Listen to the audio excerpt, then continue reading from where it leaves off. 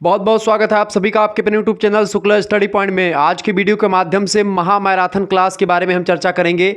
500 MCQs के बारे में आज की वीडियो के माध्यम से हम चर्चा करने वाले हैं। अगर आप बीए के 3rd सेमेस्टर में हैं और कल आपकी परीक्षा लगी हुई है डॉक्टर भीमराव अंबेडकर आगरा विश्वविद्यालय की डबरू की परीक्षा, अगर आपकी यानी कि डॉक्टर भीमराव अंबेडकर आगरा विश्वविद्यालय के कैंपस की परीक्षा, चाहे जितने भी कॉलेज उससे एफिलेटेड है उनकी परीक्षा लगी हुई है, उसके लिए एक प्रकार से यह लेक्चर सफिशियंट है। मात्र एक वीडियो या देख करके जाइएगा, आपको और कहीं से कुछ पढ़ने की जरूरत नहीं पड़ेगी मेरे प्यारे दोस्तों।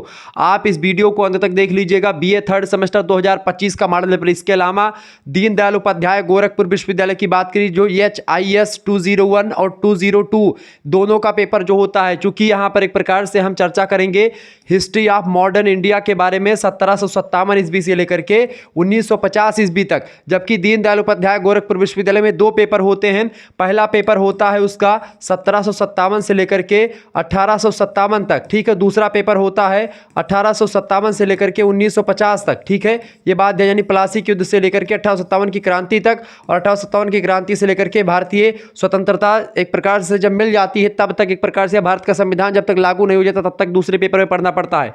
यानी इसको बोलते हैं HIS 201, इसको बोलते हैं HIS 202, ठीक है। तो इन दोनों का एक प्रकार से वीडियो अगर आपको एक प्रकार से कहीं नहीं मिल रहा है या आप सोच रहे हैं कि इसका कहां से पढ़ें, यही वीडियो में एक प्रकार से इन दोनों की तैयारी दीनदयाल उपाध्याय गोरखपुर विश्वविद्यालय की हो जाएगी। थोड़ा सा मैं आपको अभी चीजें समझा रहा हूं, ठीक है। इसके अलावा मां शाकुंभरी विश्वविद्यालय के लिए यही लेक्चर महत्वपूर्ण है, MJPRU के लिए महत्वपूर्ण है, BU झांसी के लिए, राजा महेंद्र प्रताप सिंह स्टेट यूनिवर्सिटी के लिए, और जितने भी विश्वविद्यालय ऑब्जेक्टिव परीक्षा करवाते हैं उनके लिए बहुत महत्वपूर्ण है। साथ ही साथ राम मनोहर लोहिया सिद्धार्थनगर यूनिवर्सिटी कपिलवस्तु, वीर बहादुर सिंह पूर्वांचल विश्वविद्यालय, महात्मा गांधी काशी विद्यापीठ, छत्रपति साहू जी महाराज जो है जननायक चंद्रशेखर बलिया विश्वविद्यालय, और इसके अलावा कानपुर विश्वविद्यालय, इन सभी के लिए एक प्रकार से जो आपका माइनर पेपर होता है, माइनर मेजर, ठीक है। मेजर में अगर आपका ऑब्जेक्टिव आ रहा तो आपके लिए इंपॉर्टेंट है। अगर माइनर पेपर अगर आपका ऑब्जेक्टिव हो रहा है जैसे सिद्धार्थ यूनिवर्सिटी का और एक प्रकार से राम मनोहर लोहिया का ऑब्जेक्टिव होगा माइनर, ऐसे ही कई विश्वविद्यालयों के पेपर माइनर होने वाले हैं ऑब्जेक्टिव, ठीक है। तो उसके लिए भी माइनर के लिए भी ऑब्जेक्टिव यही एक प्रकार से इंपॉर्टेंट है। मात्र ये 500 एमसीक्यूज की श्रृंखला अगर आप देख लेते हैं महोदय, एमसीक्यूज मतलब मल्टीपल चॉइस क्वेश्चन, ऑब्जेक्टिव बहुविकल्पीय प्रश्न होंगे, बहुत ही इंपॉर्टेंट। पिछले 3-4 वर्षों में जो क्वेश्चन पूछे गए हैं उन सभी को एक प्रकार से एक वीडियो में समाहित करने का प्रयास मैंने किया है और बहुत ही एनर्जी के साथ मैं आपके समक्ष हाजिर हूं। आप सभी लोग वीडियो को अंत तक देखिएगा और फटाफट से वीडियो को लाइक करना शुरू कर दीजिएगा। 1 मिनट के लिए भी आप वीडियो की स्किप मत करिएगा, नहीं तो आप बहुत पछताओगे मेरे प्यारे दोस्तों। आपके लिए बहुत मेहनत करके मैं लाया हूं, अब आपको कहीं पर और जाने की जरूरत नहीं है। अगर आप ऐसे कहेंगे तो ऐसे और भी सब्जेक्ट की वीडियो मैं लगातार आपके लिए लाता रहूंगा। आइए चर्चा करने का प्रयास करते हैं। आप सभी लोग वीडियो को शेयर कर दीजिएगा महोदय, हमारी मेहनत को आप सभी लोग सफल बनाइए। सभी लोग हमारी मेहनत को सफल बनाएंगे, सभी लोग वीडियो को शेयर करेंगे और अब की बार आपको 100 to 100 करके आना। एक भी प्रश्न आप छोड़ करके आओगे तो फिर जान लीजिएगा कि एक प्रकार से आपने शुक्ला स्टडी पॉइंट से सही तरीके से नहीं पढ़ा है। एक भी क्वेश्चन आपको छोड़ करके नहीं आना है, माइनस मार्किंग होती नहीं, जो नहीं आता उसको तो जो एक आध प्रश्न अगर इधर उधर से आ गए तो आप तुक्का मार के आइएगा, छोड़ के मत आइएगा, ध्यान रखेंगे। अगर इसको देख लेंगे कॉन्फिडेंस लेवल आपका 0 होगा, 0 से लेकर 400% तक ऊपर जाएगा, ये बात आप ध्यान रखेंगे। यहां पर मैं बड़वर्गी नहीं बता रहा हूं अपनी, ये बात ध्यान रखेंगे, चूंकि एक प्रकार से मैंने बहुत मेहनत की है आप लोगों के लिए। अब आइए चर्चा करने का प्रयास करते हैं कि आखिरकार कौन कौन से क्वेश्चंस आपकी परीक्षा में आने वाले हैं। फटाफट से आप देखेंगे, पहला क्वेश्चन आपकी स्क्रीन पर आ चुका है। वेदों के पुनरुत्थान का श्रेय किसे जाता है? वेदों की ओर लौटो नारा किसने दिया था? वेदों की पुनरुत्थान माने दोबारा से एक प्रकार से वेदों को एक प्रकार से जनमानस के समक्ष कौन लाता है? बिल्कुल राइट आंसर आप सभी क्या आ रहे हैं, फटाफट से आंसर देने का प्रयास करेंगे। बिल्कुल आप सभी कमेंट आ रहे हैं हमारे समक्ष, फटाफट से। बिल्कुल दयानंद सरस्वती, राइट आंसर दयानंद सरस्वती। दयानंद सरस्वती ने एक प्रकार से वेदों के पुनरुत्थान का श्रेय दिया और इन्होंने नारा क्या दिया था? वेदों की ओर लौटो। रामकृष्ण परमहंस कौन थे? रामकृष्ण परमहंस जो थे विवेकानंद जी के गुरु थे। विवेकानंद ने रामकृष्ण परमहंस की स्थापना भी की थी, ये बात आप ध्यान रखेंगे। इस तरीके से कई सारी चीजें। अगला क्वेश्चन दूसरा नंबर, वेदों की ओर लौटो या वेदों की ओर चलो, नारा किसने दिया था? स्वामी दयानंद सरस्वती ने दिया था। स्वामी दयानंद सरस्वती ने क्या दिया था भैया? ठीक है। आर्य समाज की स्थापना किसने करी थी? आर्य समाज की स्थापना भी इन्होंने करी थी। किस समाज की भैया? आर्य समाज की स्थापना भी किसने करी थी? स्वामी दयानंद सरस्वती ने करी थी, ये बात ध्यान रखेंगे। रामकृष्ण परमहंस की स्थापना स्वामी विवेकानंद जी ने करी थी। राजा राम मोहन राय भारतीय पुनरुत्थान के जनक माने जाते हैं, भारतीय पुनर्जागरण के जनक माने जाते हैं। सती प्रथा का अंत करवाने का काम राजा राम मोहन राय ने किया, भारतीय समाज के अग्रदूत माने जाते हैं, ठीक है। सुधारक में सबसे नाम अग्रणी आता राजा राम मोहन राय का। विवेकानंद का बचपन का नाम नरेंद्र नाथ दत्त था, आप सभी लोग जानते नहीं है, ठीक है, शिकागो में भाषण दिया था इन्होंने। तो ये सब क्वेश्चन परीक्षा में आ सकते हैं, ध्यान रखेंगे इन चीज़ों को। आगे बढ़ते हैं, अगला क्वेश्चन फटाफट से देखेंगे। प्रश्न है, कौन भारत का मार्टिन लूथर कहलाता है? भारत का मार्टिन लूथर किसे कहा जाता है भैया?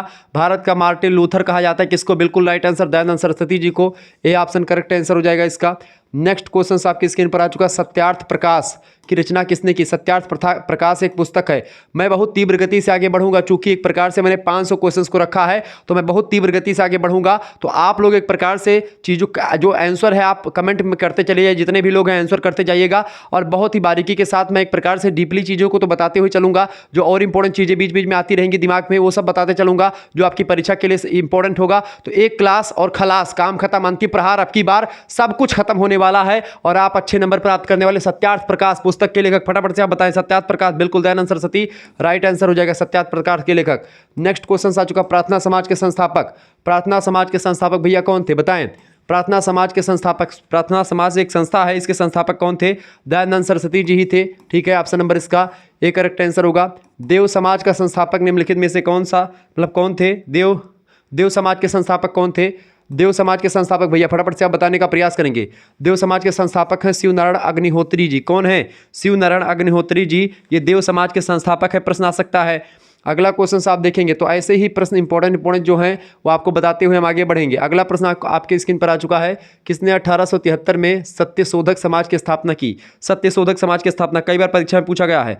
सत्यशोधक समाज की स्थापना कब की गई? 1873 में। किसने करी है? ज्योतिबा फूले ने करी है। ज्योतिबा फूले राइट आंसर हो जाएगा, बी खा ऑप्शन, ठीक है।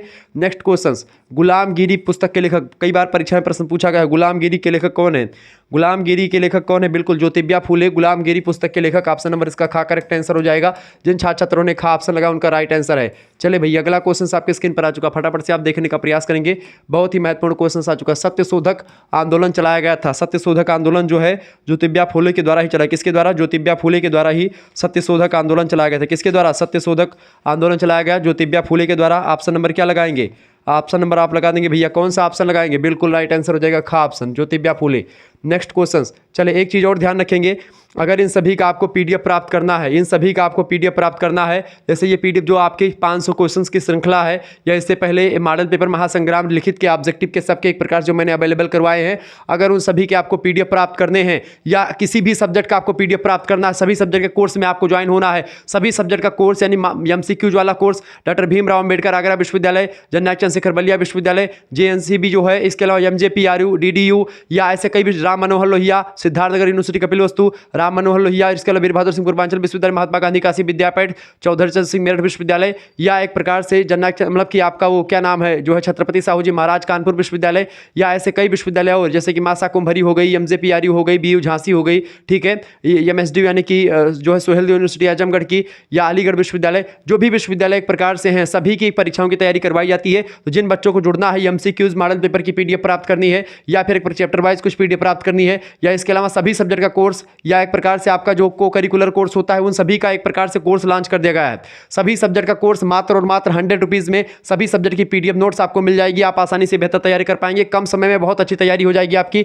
91 61 93 60 62 पर तुरंत एसएमएस करें, जल्दी से जल्दी एसएमएस करने का प्रयास करें और अपना नामांकन करवा लीजिए। अपना नाम, अपनी यूनिवर्सिटी का नाम और आपके सब्जेक्ट नेम क्या क्या है, अपने सब्जेक्ट नेम, अपनी यूनिवर्सिटी का नाम और अपने एक प्रकार से अपना नाम सब लिख करके आप भेज दीजिएगा। जैसे आप इतना भेजेंगे आपके पास एक स्कैनर सेंड किया जाएगा, उसी पर मात्र और मात्र आपको 100 रुपीज़ सेंड कर देने होंगे। अगर आप नहीं चलाते हैं गूगल पे, फोन पे, कुछ भी नहीं चलाते हैं, तो आप किसी दूसरे से जाकर के, आप किसी दुकान से जाकर के, अपने भाई पटीदार से या किसी से जाकर के आप जो है 100 रुपये करवा देंगे, तब भी आपको ग्रुप में जोड़ दिया जाएगा। व्हाट्सएप ग्रुप में एक प्रकार से आपको लाइव क्लासेस की लिंक वगैरह मिलती रहेंगी। साथ ही साथ में आपको पर्सनली जो भी आप कहेंगे, अगर आप कहेंगे कि डीपीली सारी चीज़ें आपको भेजनी है तो आपके पास सारी चीज़ें भेज दी जाएंगी, ठीक है। और बाकी एग्जाम पॉइंट ऑफ व्यू से अगर आपको चाहिए कि कौन कौन से क्वेश्चंस आने हैं उनकी पीडीएफ चाहिए, या एक प्रकार से जो आपको चाहिए, या एमसीक्यू अपनी यूनिवर्सिटी का नाम बताएंगे तो मैं खुद ही भेज दूंगा जो आपके लिए इंपॉर्टेंट होगा, ठीक है। तो इसमें एक प्रकार से आपको 3 मेजर सब्जेक्ट की तैयारी हो जाएगी, 3 मेजर सब्जेक्ट, एक माइनर सब्जेक्ट की तैयारी और एक आपका को करिकुलर। जैसे थर्ड सेमेस्टर में आपका को करिकुलर कौन सा है? Human values and environmental studies, इसके कई प्रैक्टिस सेट मिल जाएंगे। साथ ही साथ में आज हिस्ट्री का आपका कल पेपर है और हिस्ट्री का एक प्रकार से पूरा पीडीएफ जो है ये पीडीएफ मैं सेंड कर दूंगा। इसके आंसर एक प्रकार से आपको मैं बता ही रहा हूं और इसको एक प्रकार से फिर अपने से हल करने का प्रयास करेंगे। इतना देख लेंगे तो आपका काम हो जाएगा। तो मात्र 100 रुपीज़ में सारी व्यवस्था कर दी गई भैया। तो अगर अभी आपको लेना है तुरंत एसएमएस करके आप तुरंत ज्वाइन हो जाएं। जल्द से जल्द ज्वाइन होंगे तो आपका ही फायदा होगा। तुरंत आपके पास सारी पीडीएफ सेंड कर दी जाएगी और आप आसानी से पढ़ करके अपनी परीक्षा अंतिम तरीके से अच्छे तरीके से उत्तीर्ण कर पाएंगे सभी सब्जेक्ट की। तो एक सब्जेक्ट नहीं कि केवल हिस्ट्री का ही, सारे सब्जेक्ट का, history, political science, Hindi, English या फिर जो भी आपके संस्कृत, ठीक है, शिक्षा शास्त्र, इकोनॉमिक्स, साइकोलॉजी, ऐसे कोई भी सब्जेक्ट आपके होंगे सभी सब्जेक्ट की तैयारी विद्युत तरीके से शुक्ला डिपार्टमेंट द्वारा करवाई जा रही है और सभी यूनिवर्सिटी के लिए। तो सभी लोग एक प्रकार जुड़ जाइएगा, आपके लिए बहुत ही बेहतर एक प्रकार से व्यवस्था कर दी गई। चले भाई फटाफट से आप एसएमएस करने का प्रयास करेंगे और आपको पानी पीने भी नहीं जाने दूंगा, ये बात ध्यान रखेंगे। आप लोग एक प्रकार से अपना बोतल पानी लेकर के बैठ जाइएगा। एक बोतल पानी, एक लोटा पानी रख लीजिएगा, उससे अपना मुंह धोते रहिएगा बार बार, ठीक है। मैं नहीं अपने एक प्रकार से अपने आप की सारी एनर्जी झोंक दूंगा इस वीडियो के माध्यम से भैया। चले, बिहार में परमानेंट सेटलमेंट लागू करने का कारण क्या था बताएं। बिहार में परमानेंट सेटलमेंट लागू करने का कारण था क्या भैया? भू राजस्व व्यवस्था, भू राजस्व का निर्माण करना, ठीक है। गा ऑप्शन इसका करेक्ट आंसर हो जाएगा।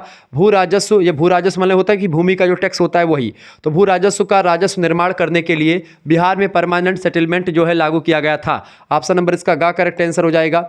आगे देखेंगे, अगला क्वेश्चन आपकी स्क्रीन पर आ चुका है, फटाफट से आप देखेंगे। सर टॉमस मुनरो भू राजस्व मतलब बंदोबस्त से संबंधित हैं, बताएं। सर टॉमस मुनरो भू राजस्व बंदोबस्त से संबंधित है, किससे? अस्थाई बंदोबस्त से, महालवाड़ी से या फिर रैयतवाड़ी व्यवस्था से? तो इसका राइट आंसर क्या हो जाएगा? सर टॉमस मुनरो जो थे ये एक प्रकार से रैयतवाड़ी भू राजस्व व्यवस्था यानी कि टैक्स लेने का एक प्रकार से तरीका है, रैयतवाड़ी बंदोबस्त, इससे संबंधित है Sir Thomas Munro. Next question आप देखेंगे भैया, सभी लोग देखने का प्रयास करेंगे। मद्रास के रैयतवाड़ी, मद्रास यानी चेन्नई की राजधानी, मतलब चेन्नई में पड़ता है मद्रास, चेन्नई का पुराना नाम था मद्रास। मद्रास के रैयतवाड़ी बंदोबस्त से कौन संबंधित रहा था बताएं। मद्रास के रैयतवाड़ी बंदोबस्त से कौन संबंधित रहा है? Thomas Munro. ऑप्शन नंबर इसका गा करेक्ट आंसर हो जाएगा। अगला क्वेश्चन आ चुका, रैयतवाड़ी प्रथा प्रारंभ किसने की थी बताएं। रैयतवाड़ी प्रथा किसने प्रारंभ करी थी भैया? टॉमस मुनरो ने ही प्रारंभ करी थी। तो ऐसे प्रश्न कई आपसे बन सकते हैं, इस वजह से मैंने कई प्रश्नों को रखने का प्रयास किया है। अगला क्वेश्चन आ चुका है, अंग्रेजों ने रैयतवाड़ी बंदोबस्त कहाँ लागू किया था? अंग्रेजों ने रैयतवाड़ी व्यवस्था एक प्रकार से लागू की थी सबसे पहले मद्रास और बंबई प्रेसिडेंसी में लागू करी थी। ऑप्शन नंबर इसका घा करेक्ट आंसर होगा। कई बार ये सब प्रश्न परीक्षा में पूछे गए हैं और कई विश्वविद्यालय में आए हुए हैं, ये बात आप ध्यान रखेंगे। आगे बढ़ते हैं, अगला क्वेश्चन आपकी स्क्रीन पर आ चुका, ब्रिटिश व्यवस्था में रैयतवाड़ी भू राजस्व संग्रह प्रचलित था, बताएं। फटाफट से आप बताने का प्रयास करेंगे। प्रश्न है, ब्रिटिश व्यवस्था में रैयतवाड़ी भू राजस्व संग्रह जो है एक प्रकार से जो प्रचलित था वो दक्षिण भारत में बेसिकली ज़्यादा प्रचलित था, दक्षिण भारत में, मद्रास, बंबई, इन सभी इलाकों में। ऑप्शन नंबर बा करेक्ट आंसर हो जाएगा। आप सभी का स्वागत है आपके अपने YouTube channel Shukla study point में। अगला क्वेश्चन है, रैयतवाड़ी व्यवस्था में समस्त अंग्रेजी भाषा की लगभग कितनी % भूमि आई बताएं। रैयतवाड़ी व्यवस्था में समस्त अंग्रेजी भारत की जो है यानी जो जिस समय मतलब ब्रिटिश शासन कर रहा था। अच्छा, अस्थाई बंदोबस्त किसके साथ किया गया था? जमींदारों के साथ किया गया था, क्लियर। और कार्नवालिस का अस्थाई बंदोबस्त जो है कब लागू हुआ था? 1793 ईस्वी में लागू हुआ था। रैयतवाड़ी भूमि बंदोबस्त जो है ये मद्रास में लागू हुआ था, ठीक है। अस्थाई बंदोबस्त बंगाल में लागू हुआ था, ये सब ध्यान रखेंगे। महालवाड़ी बंदोबस्त जो लागू हुआ था उसको जो है होल्ट मैकेंजी ने लागू किया था, ठीक है। इस्तमदारी एक बंदोबस्त है, इस्तमरारी कार्नवालिस ने लागू किया था, ठीक है। अस्थाई बंदोबस्त भी कार्नवालिस के शासनकाल में ही हुआ था, क्लियर। ये सब चीज़ें ध्यान रखेंगे, परीक्षा के दृष्टिकोण से बहुत ही महत्वपूर्ण है, ठीक है। इसमें क्या होता था, देखिए अस्थाई बंदोबस्त में रैयतवाड़ी, महालवाड़ी, ये सब एक प्रकार से व्यवस्थाएं थी जिससे टैक्स लिया जाता था भूमि पर, ठीक है, लोगों से। ये बात आप ध्यान रखेंगे। तो प्रश्न इसका जो पूछा गया था, ये क्या प्रश्न पूछा गया था आपसे? प्रश्न पूछा गया था भैया रैयतवाड़ी व्यवस्था में समस्त अंग्रेजी भारत की लगभग कितने % भूमि आई थी? तो कितने % भूमि आई थी भैया? फटाफट से आप बताने का प्रयास करेंगे। 51 यानी 51% भूमि आई थी। ऑप्शन नंबर इसका का करेक्ट आंसर हो जाएगा। आगे देखते हैं, अगला क्वेश्चन आपकी स्क्रीन पर आ चुका है, फटाफट से आप देखने का प्रयास करेंगे। चले, प्रश्न आपकी स्क्रीन पर आ चुका भैया, सभी लोग देखने का प्रयास करेंगे। प्रश्न है, टीपू सुल्तान की मृत्यु श्रीरंगपट्टनम में कब हुई थी बताएं। टीपू सुल्तान की मृत्यु जो श्रीरंगपट्टनम में हुई थी कब हुई थी? 1799। बिल्कुल राइट आंसर आप सभी क्या है, 1799 में। 1799 में किसकी, टीपू सुल्तान की मृत्यु हुई थी, कहाँ पर? श्रीरंगपट्टनम में, ठीक है। नेक्स्ट क्वेश्चन, ऐसे प्रश्न आपकी परीक्षा में यही सब आने वाले हैं। अगला क्वेश्चन आ चुका, द्वितीय आंग्ल मैसूर युद्ध का समापन हुआ था बताएं। द्वितीय द्वितीय आंग्ल मैसूर यानी आंग्ल और मैसूर युद्ध होता रहा था अंग्रेजों से और मैसूर यानी कर्नाटका। तो द्वितीय आंग्ल मैसूर युद्ध जो है ये मंगलौर की संधि हुई थी उसके द्वारा समाप्त हुआ था। मंगलौर की संधि के द्वारा द्वितीय आंग्ल मराठा युद्ध जो था ये एक प्रकार से समापन हुआ था। किस संधि के द्वारा? मंगलौर की संधि के द्वारा। अच्छा, प्रथम आंग्ल मैसूर युद्ध कब से कब तक लड़ा गया था? 1767 से 1769 तक लड़ा गया था प्रथम आंग्ल मैसूर युद्ध। ठीक है, ये बात आप ध्यान रखेंगे। और आप देखेंगे हैदर अली मैसूर का शासक कब बना था? 1761 ईस्वी में। प्रथम आंग्ल मैसूर युद्ध में किसकी विजय हुई थी? हैदर अली की विजय हुई थी। ठीक है, हैदर अली एक प्रकार से आप देखते हैं पुत्र थे, मतलब हैदर अली का पुत्र था टीपू सुल्तान। 1750 में उसका जन्म होता है और एक प्रकार से टीपू सुल्तान ने 1787 ईस्वी में वो जो है बादशाह की उपाधि धारण कर गद्दी पर बैठता है। स्वतंत्रता का वृक्ष लगवाया था टीपू सुल्तान ने श्रीरंगपट्टनम में। तो ये एक प्रकार से ये भी टीपू सुल्तान की मृत्यु जो हुई थी चतुर्थ आंग्ल मैसूर युद्ध में हो गई थी। टीपू सुल्तान मैसूर का शासक हुआ करता था। ठीक है, और इसकी राजधानी श्रीरंगपट्टनम थी। ये सब चीज़ें ध्यान रखेंगे, परीक्षा की दृष्टि से बहुत महत्वपूर्ण। अच्छा, तृतीय आंग्ल मैसूर युद्ध कब हुआ था? फटाफट से बताएं, तृतीय आंग्ल मैसूर युद्ध कब हुआ था? 1790 1792। प्रश्न आपसे पूछा जा सकता है तृतीय यानी कि जो आंग्ल मैसूर युद्ध हुआ था तृतीय वाला। ठीक है, तृतीय कब हुआ था? 1790 से लेकर के 1792 तक हुआ था। ठीक है, 1792 तक हुआ था, ये बात आप ध्यान रखेंगे। चतुर्थ आंग्ल मैसूर युद्ध जो लड़ा गया था 1799 से लड़ा गया था। ठीक है, 1799 में लड़ा गया चतुर्थ वाला। ठीक है, 1799 में एक प्रकार से लड़ा गया। इसके बाद में एक प्रकार से जो द्वितीय आंग्ल मैसूर युद्ध हुआ था, द्वितीय आंग्ल मैसूर युद्ध की अगर बात की जाए तो ये एक प्रकार से 1769 ईस्वी में एक प्रकार से बेसिकली लड़ा गया था एक बार। ठीक है, 1770 से 1771 ईस्वी में एक प्रकार से। और चूँकि 1769 में जो संधि हुई थी उसी का उल्लंघन था, तो 1770-71 में एक प्रकार से ये युद्ध लड़ा गया था। ठीक है, और फिर उसके बाद में 1767 से लेकर के 1769 तक प्रथम मैसूर युद्ध लड़ा गया था। तो इस तरीके से ये मैसूर युद्ध को लेकर कुछ बातें थी जो मैंने आपको बताई। हालांकि प्रश्नों पर चर्चा करते हैं, अगर डीपली जाएंगे तो बड़ा लंबा समय हो जाएगा और आपके क्वेश्चंस भी कवर नहीं हो पाएंगे। तो इस वजह से थोड़ा सा तीव्र गति से हम आगे बढ़ेंगे। ठीक है, तो चलिए इसका करेक्ट आंसर क्या होगा? मंगलौर की संधि के द्वारा द्वितीय आंग्ल मैसूर युद्ध जो हुआ था वो समाप्त हुआ था। नेक्स्ट क्वेश्चन आप देखेंगे भाई, अगला क्वेश्चन आ चुका है, सभी लोग देखने का प्रयास करेंगे। टीपू सुल्तान ने अपनी राजधानी कहाँ बनाई थी? बताएंगे टीपू सुल्तान ने अपनी राजधानी कहाँ बनाई थी? भैया फटाफट से वीडियो को लाइक करिएगा। टीपू सुल्तान ने अपनी राजधानी कहाँ बनाई थी? डिंडीगुल, श्रीरंगपट्टनम या फिर मौलिदाबाद या मंगलौर? फटाफट से आप बताने का प्रयास करेंगे। श्रीरंगपट्टनम ऑप्शन नंबर का करेक्ट आंसर होगा। टीपू सुल्तान कहाँ का शासक था? टीपू सुल्तान कहाँ का शासक था भैया? मैसूर का शासक था टीपू सुल्तान। ऑप्शन नंबर इसका गा करेक्ट आंसर हो जाएगा।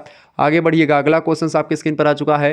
हैदराबाद के स्वतंत्र राज्य जिसको आप एक प्रकार से आसफ जाही वंश का शासक मानते हैं, तो वो एक प्रकार से कौन था? हैदराबाद के स्वतंत्र राज्य आसफ शाही वंश, उसके शासक कौन थे? निजाम उल मुल्क। बिल्कुल राइट आंसर हो जाएगा का ऑप्शन निजाम उल मुल्क। अगला प्रश्न, निजाम उल मुल्क किस जो है किस एक प्रकार से किस गुटा का था? तो ये एक प्रकार से नूरानी गुटा का था। किसका गुटा था भैया?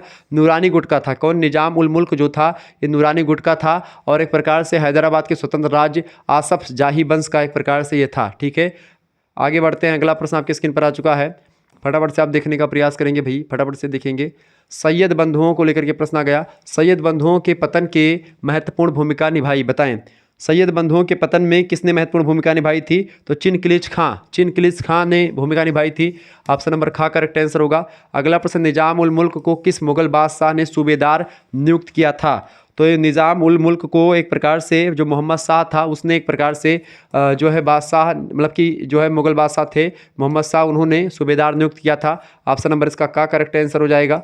ठीक है, अगला क्वेश्चन आप देखेंगे। 1724 ईस्वी में स्वतंत्र राज्य की स्थापना किसने की थी? 1724 में निजाम उल मुल्क ने एक प्रकार स्वतंत्र राज्य की स्थापना करी थी। ऑप्शन नंबर इसका का करेक्ट आंसर हो जाएगा।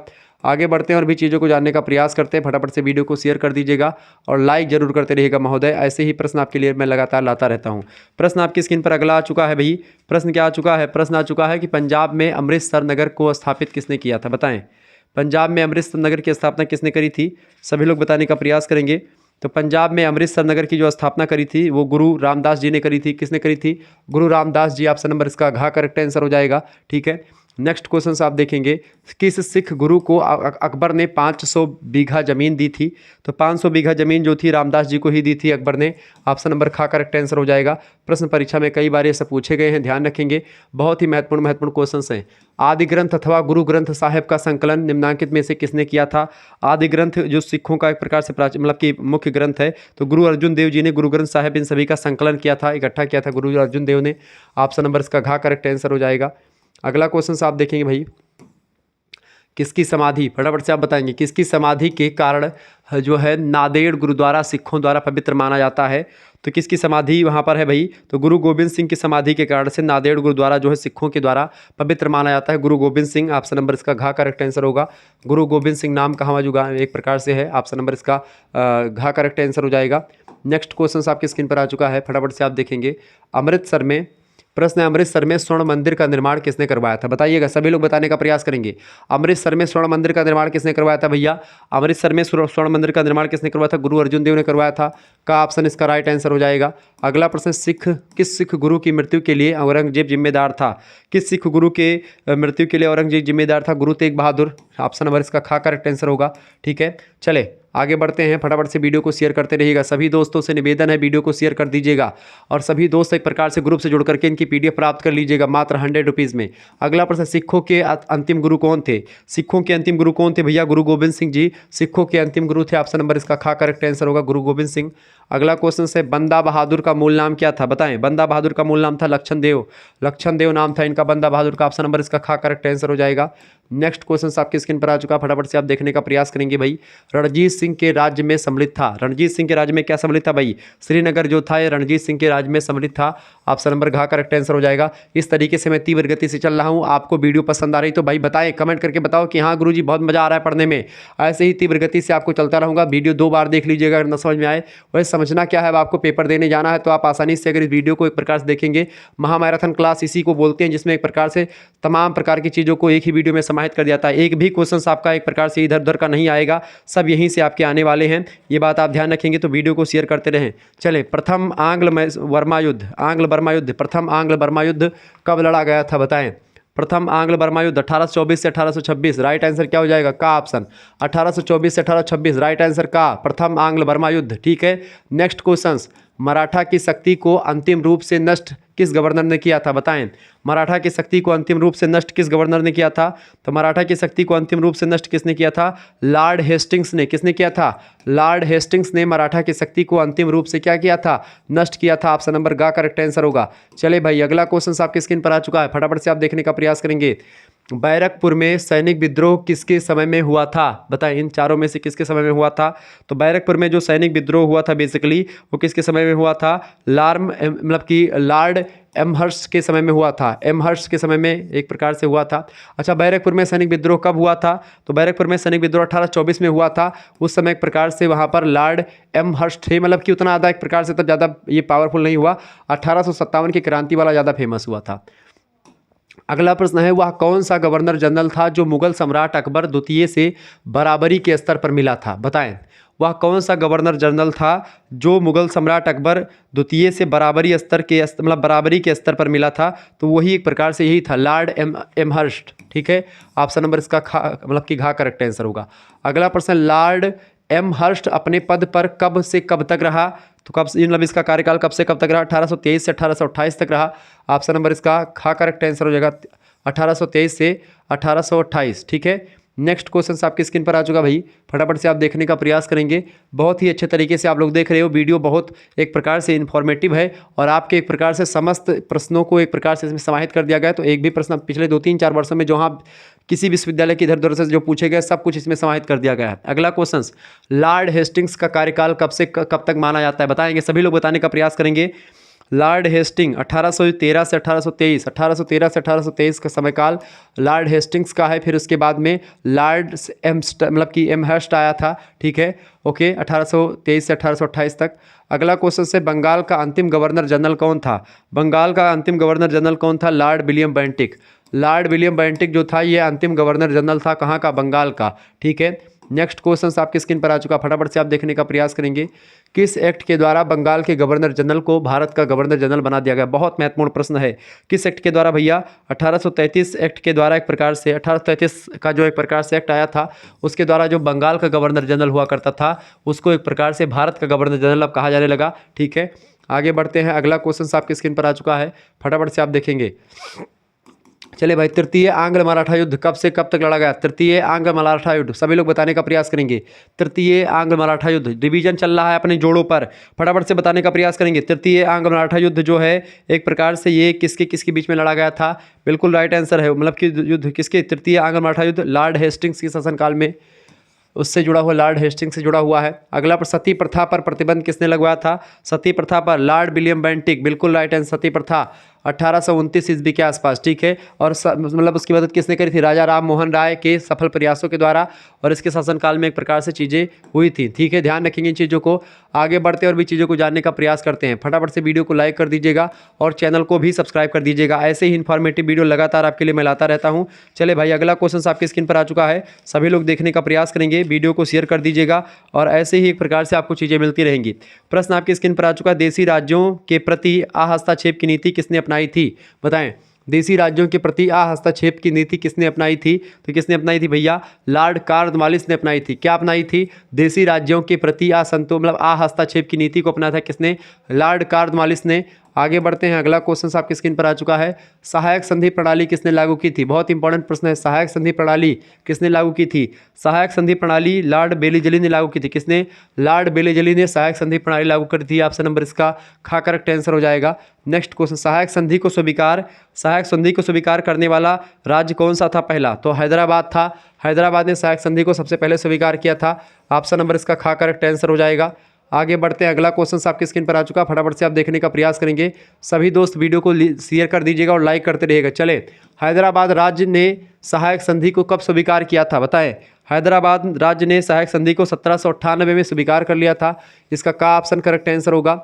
अगला प्रश्न, बेलीजली के सहायक संधि को अवध राज्य ने कब स्वीकार किया? तो अवध के राज्य ने एक प्रकार से कब स्वीकार किया था? 1801 ईस्वी में बेलीजली के सहायक संधि को एक प्रकार से अवध के राज्य ने स्वीकार किया था 1801 ईस्वी में। ऑप्शन नंबर इसका खा करेक्ट आंसर हो जाएगा। जिन छात्रों ने खा लगाया उनका राइट आंसर हो जाएगा। चले, आगे बढ़ने का प्रयास करते, फटाफट से वीडियो को शेयर करते रहिएगा, फटाफट से। चले भाई, प्रश्न आपकी स्क्रीन पर आ चुका, प्रथम आंग्ल मैसूर युद्ध कब से कब तक लड़ा गया? प्रथम आंग्ल मैसूर युद्ध लड़ा गया 1799 ईस्वी से लड़ा गया था। ठीक है, कब लड़ा गया? 1799 में लड़ा गया प्रथम आंग्ल मैसूर युद्ध। अगला प्रश्न आपकी स्क्रीन पर आ चुका भैया, फटाफट से आप देखने का प्रयास करेंगे। प्रश्न आ चुका, द्वितीय आंग्ल मैसूर युद्ध जो है, द्वितीय आंग्ल मराठा युद्ध कब से कब तक लड़ा गया? द्वितीय आंग्ल मराठा युद्ध जो लड़ा गया था वो लड़ा गया था भैया कब? 1803 से 1804 ईस्वी तक लड़ा गया था। ऑप्शन नंबर इसका खा करेक्ट आंसर होगा। 1803 से 1804 ईस्वी में द्वितीय आंग्ल मराठा युद्ध जो है लड़ा गया था। अगला क्वेश्चन है, कलकत्ता में फोर्ट विलियम कॉलेज की स्थापना किसने की थी? बहुत इंपॉर्टेंट प्रश्न है। तो लॉर्ड बेलीजली के शासनकाल में हुई थी फोर्ट विलियम कॉलेज की स्थापना। ऑप्शन नंबर इसका करेक्ट आंसर क्या हो जाएगा? खा ऑप्शन राइट आंसर हो जाएगा। आगे देखेंगे, अगला प्रश्न आपकी स्क्रीन पर आ चुका है। चले भाई, सभी लोग देखने का प्रयास करें। लॉर्ड बेलीजली का शासनकाल कब तक रहा? कब से कब तक? लॉर्ड बेलीजली का शासनकाल रहा 1798 से, ठीक है, 1798 से 1805 ईस्वी तक रहा। ऑप्शन नंबर इसका खा करेक्ट आंसर हो जाएगा। आगे बढ़ते हैं और भी चीज़ों को जानने का प्रयास करते हैं। फटाफट से वीडियो को लाइक कर दीजिएगा, चैनल पर अगर नए हैं तो सब्सक्राइब जरूर कर दीजिएगा, क्योंकि ऐसी ही इन्फॉर्मेटिव वीडियो मैं लगातार आपके लिए लाता रहता हूं। बहुत बहुत स्वागत है आप सभी का, बहुत बहुत अभिनंदन है। ऐसे ही आप सभी लोग अपना प्यार दुलार बनाए रखिएगा और लगातार मैं आपके लिए ऐसी वीडियोज़ लाता रहूँगा। चले भाई, फटाफट से आप बताने का प्रयास करेंगे। ऐसी इन्फॉर्मेटिव वीडियो के लिए आप हमको सब्सक्राइब करें, हमारे चैनल को सब्सक्राइब करें, ठीक है। ऐसे ही इन्फॉर्मेटिव वीडियो मैं लगातार आपके लिए लाता रहता हूँ, तो प्लीज़ चैनल को शेयर जरूर करते रहें, वीडियो को लाइक भी करते रहें, ठीक है। चले, प्रश्न आपकी स्क्रीन पर क्या आ चुका महोदय? प्रश्न आपकी स्क्रीन पर आ चुका भैया कि उच्च प्रश्न क्या है? भारतीय परिषद अधिनियम 1909। बताएं, भारतीय परिषद अधिनियम 1909 को एक प्रकार से किस रूप में जाना जाता है? 1909 को किस नेम से जानते हैं भैया? बिल्कुल इसका करेक्ट आंसर क्या हो जाएगा? बिल्कुल राइट आंसर आप सभी के आ रहे हैं, बहुत बढ़िया बहुत बढ़िया। मार्लेमेंटो बिल्कुल राइट आंसर है। 1909 ईस्वी का जो अधिनियम है, भारतीय परिषद अधिनियम 1909 ईस्वी को मार्लेमेंटो सुधार अधिनियम कहते हैं, ठीक है। इसके बाद में अगर जो 1919 इसके 10 सालों के बाद आता है 1919 का अधिनियम आता है, उसको मॉन्टेग्यू चेम्सफोर्ड सुधार कहते हैं। ये बात आप ध्यान रखेंगे, ऐसे प्रश्न परीक्षा में खूब आते हैं।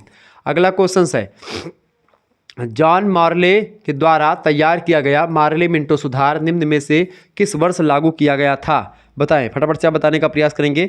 तो जॉन मार्ले के द्वारा तैयार किया गया मार्ले मिंटो सुधार लागू किया गया था। मार्ले मिंटो सुधार 1909 में लागू किया गया था। ऑप्शन नंबर इसका ए करेक्ट आंसर होगा। कई बार परीक्षा में प्रश्न पूछा गया है। अगला क्वेश्चन आपकी स्क्रीन पर आ चुका है। मुस्लिम लीग की स्थापना कब हुई थी भैया? मुस्लिम लीग की स्थापना 1906 ईस्वी में हुई थी। परीक्षा में खूब प्रश्न पूछा जाता रहा है इसको लेकर के। ऑप्शन नंबर इसका ए करेक्ट आंसर होगा। अगला प्रश्न, इंडियन काउंसिल एक्ट कब पारित किया गया? इंडियन काउंसिल एक्ट कब पारित किया गया? 1909 में इंडियन काउंसिल एक्ट पारित किया गया था। ऑप्शन नंबर इसका ए करेक्ट आंसर हो जाएगा। चले भाई, अगला क्वेश्चन आप सभी लोग देखने का प्रयास करेंगे। रिवीजन हो रहा है आप सभी का। क्लियर? चले, सर्वप्रथम उत्तरदायी शासन शब्द का प्रयोग किस अधिनियम में किया गया था? उत्तरदायी शासन शब्द का प्रयोग सबसे पहले किस अधिनियम में किया गया था? सभी लोग बताने का प्रयास करेंगे। अधिनियम आपके समक्ष 4 दिए गए। बिल्कुल, भारत शासन अधिनियम जो आया था, मॉन्टेग्यू चेम्सफोर्ड सुधार अधिनियम 1919, इसी में सबसे पहले उत्तरदायी शासन की बात करी गई थी। ठीक है, ध्यान रखेंगे इस चीज़ को। 1935 का जो अधिनियम है, एक प्रकार से इससे भारतीय संविधान में बहुत सारी चीज़ें ली गई हैं। ठीक है, आगे देखेंगे। अगला प्रश्न आपके स्क्रीन पर आ चुका है। 1909 में मार्ले मिंटो सुधार का उद्देश्य क्या था?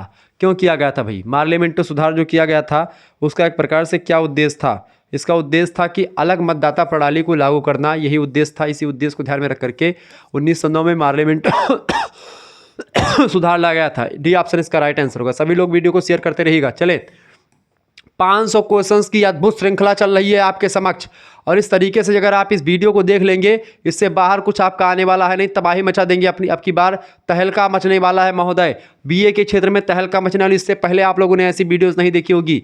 कौन सी घटना सबसे पहले हुई इनमें से? बताएं, कौन सी घटना सबसे पहले हुई भाई इनमें से? फटाफट से आप बताने का प्रयास करेंगे। कौन सी घटना सबसे पहले हुई इनमें से? देखें, सबसे पहली घटना मिंटो सुधार, मार्ले मिंटो सुधार 1909 में हुआ, तो सबसे पहले यही होगा। ठीक है, इसके बाद में मॉन्टेग्यू चेम्सफोर्ड 1919 में हुआ। ठीक है, इसके बाद में ये आएगा। फिर उस साइमन कमीशन उसके बाद में आता है। फिर सांप्रदायिक पुरस्कार वगैरह उसके बाद में होते हैं। तो सबसे पहला कौन सी घटना हुई? सी ऑप्शन इसका लगा दीजिएगा, मार्ले मिंटो सुधार।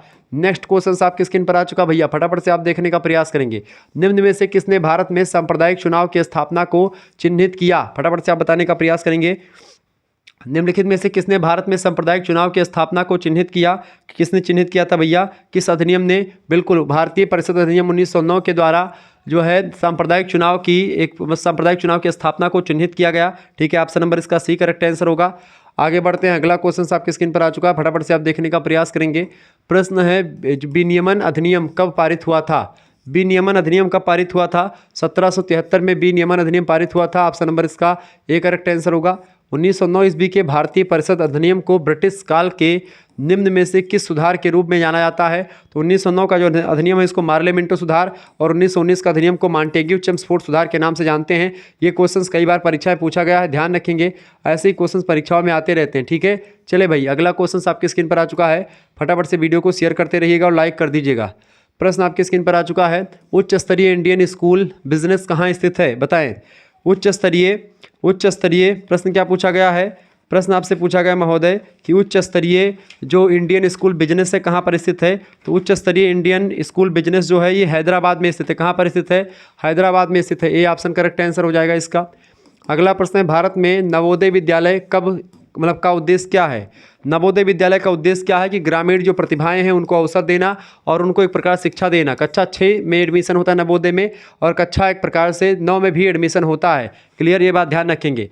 आगे बढ़ते हैं। अगला क्वेश्चन आपकी स्क्रीन पर आ चुका है, फटाफट से आप देखने का प्रयास करेंगे। सभी लोग देखिएगा, बहुत इंपॉर्टेंट प्रश्न आ चुका है। किसने सर्वप्रथम मुक्त विश्वविद्यालय की स्थापना की थी? ओपन यूनिवर्सिटी का विचार सबसे पहले किसने दिया था? मुक्त विश्वविद्यालय की स्थापना का विचार जो है विंस्टन चर्चिल ने दिया था। किसने दिया था? Winston Churchill. ऑप्शन नंबर इसका ए करेक्ट आंसर होगा।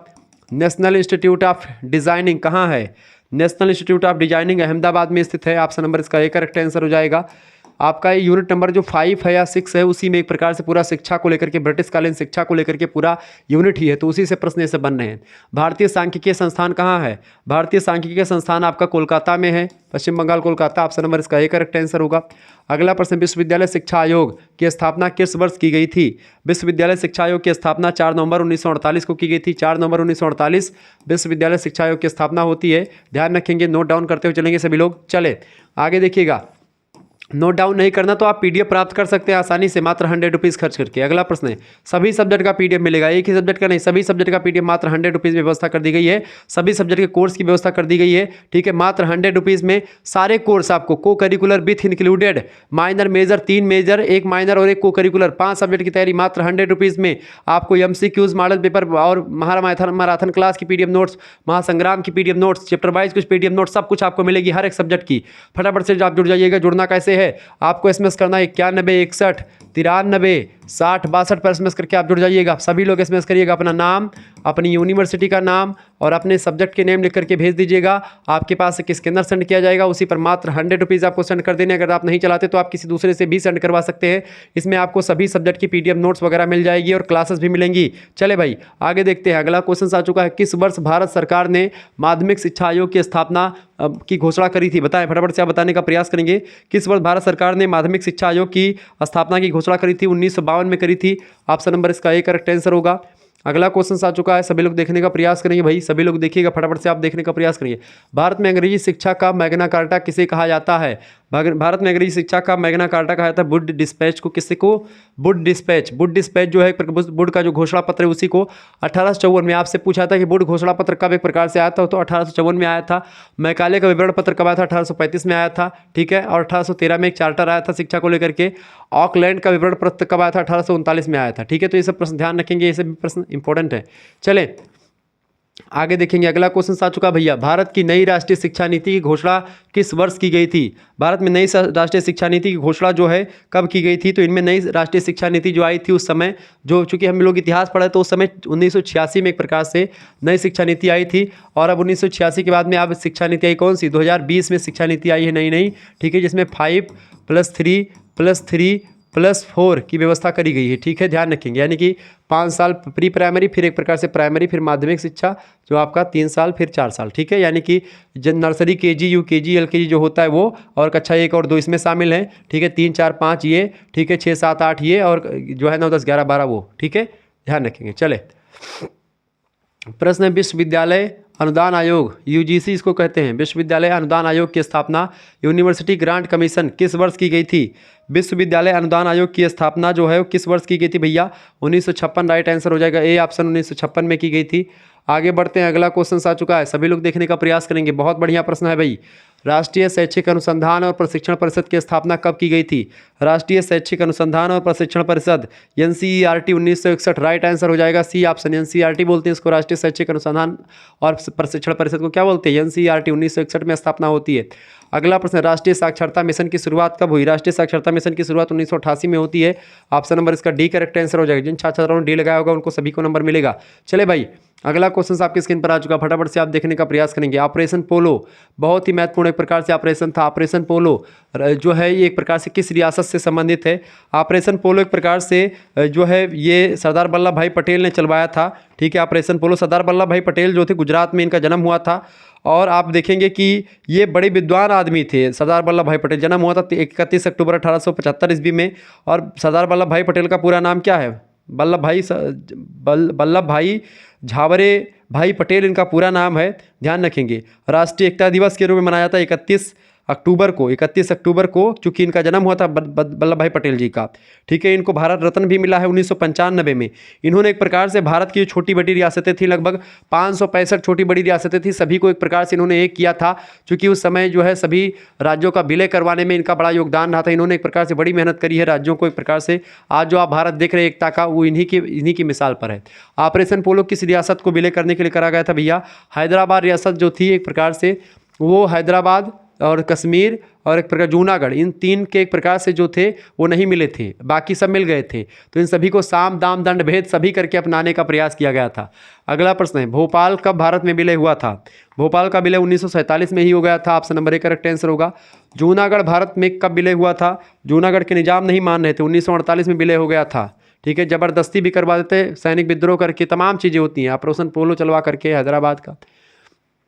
अगला प्रश्न, कश्मीर के राजा हरि सिंह ने विलय पत्र पर हस्ताक्षर कब किया था? कश्मीर के राजा हरि सिंह ने बिले पत्र पर 26 अक्टूबर 1947 को हस्ताक्षर किया था। ये हरि सिंह एक प्रकार से कहे कि भाई देखो, हरि सिंह राजा थे हिंदू, लेकिन वहाँ की जनता मुस्लिम थी। जूनागढ़ के नवाब एक प्रकार से जो थे, ये सब एक प्रकार से ये तो नवाब थे यहाँ के मुस्लिम, लेकिन हिंदू जनसंख्या जो थी ये चाह रही थी भारत में मिले। लेकिन जूनागढ़ हैदराबाद पाकिस्तान के फेवर में जा रहे थे। लेकिन हैदराबाद मतलब कि इन्होंने सरदार वल्लभ भाई पटेल ने बड़ी मेहनत करी। कहानी किसी दिन बता देंगे, पूरी लंबी कहानी बताएंगे तो कम से कम 10 मिनट लगेगा। ठीक है, चले। हरियाणा राज्य कब बना, फटाफट से आप बताएंगे। हरियाणा राज्य कब बना भैया? हरियाणा राज्य जो बना था 1 नवंबर 1966 को हरियाणा राज्य की स्थापना हुई। ऑप्शन नंबर इसका 1 करेक्ट आंसर हो जाएगा। आगे बढ़ते हैं, अगला क्वेश्चन आपके स्क्रीन पर आ चुका है, सभी लोग देखेंगे।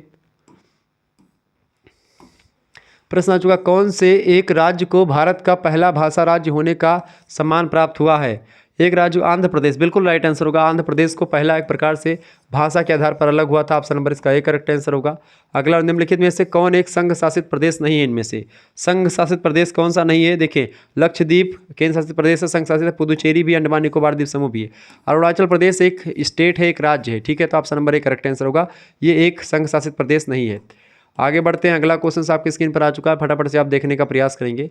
प्रश्न, राज्य पुनर्गठन अधिनियम कब पारित किया गया था? राज्य पुनर्गठन अधिनियम कब पारित किया गया था भैया? 1956 में राज्य पुनर्गठन अधिनियम पारित किया गया था। ऑप्शन नंबर इसका सी करेक्ट आंसर हो जाएगा। अगला क्वेश्चन से, किस वर्ष गोवा सहित अन्य पुर्तगाली बस्तियों को भारतीय संघ का राज्य क्षेत्र बनाया गया था? फटाफट से आप बताने का प्रयास करेंगे। किस वर्ष गोवा सहित अन्य पुर्तगाली बस्तियों को भारतीय संघ का राज्य क्षेत्र बनाया गया था? तो 1961 में। ऑप्शन नंबर इसका बी करेक्ट आंसर हो जाएगा। नेक्स्ट क्वेश्चन आपकी स्क्रीन पर आ चुका है, मूल संविधान में राज्यों की संख्या कितनी थी? जो संविधान लागू हुआ था उस समय 19 राज्य थे। ठीक है, ये बात ध्यान रखेंगे। अच्छा, संविधान लागू कब हुआ था? तो 26 जनवरी 1950, ठीक है, में संविधान लागू हुआ था। बन कब गया था? 24 नवंबर को ही बन गया था। ये बात आप ध्यान रखेंगे। चले, और भी प्रश्नों को जानने का प्रयास करते हैं। एक बार सभी लोग वीडियो को शेयर कर दीजिएगा, लाइक करते रहिएगा। ऐसे ही इन्फॉर्मेटिव वीडियो लगातार मैं आपके लिए लाता रहता हूं। ठीक है, तो सभी दोस्तों से निवेदन है कि वीडियो को शेयर कर दीजिएगा। ऐसे ही इन्फॉर्मेटिव वीडियो के लिए आप सभी लोग हमसे जुड़ते रहें। चले, अभी क्वेश्चन समाप्त, अभी बहुत प्रश्न आपका बाकी है। अभी तो अंगड़ाई है आगे और लड़ाई है, चलते रहो भैया। ठीक है, कहा गया है कि भाई वीर तुम बढ़े चलो, धीर तुम बढ़े चलो, सामने पहाड़ हो तो बगल से निकल चलो। तो बगल से निकलने की प्रक्रिया में मैं आ गया हूं भैया। तो किताब पढ़ो चाहे ना पढ़ो, वीडियो देख लीजिएगा पूरा, और सब सही से फंसने वाला है। PDF नोट्स प्राप्त कर लीजिएगा। बहुत ही बारीकी के साथ मैं आपको बता रहा हूं, और ऐसे ही तीव्र गति से मैं आगे बढ़ता रहूंगा। थोड़ा सा जल ग्रहण कर लूं, थोड़ा सा थका लग रही मुझे। आप भी पानी पी लीजिएगा, पानी पी लीजिए, चाय बनवा लीजिए, मम्मी से बोल दीजिए चाय बना दें। चले भाई,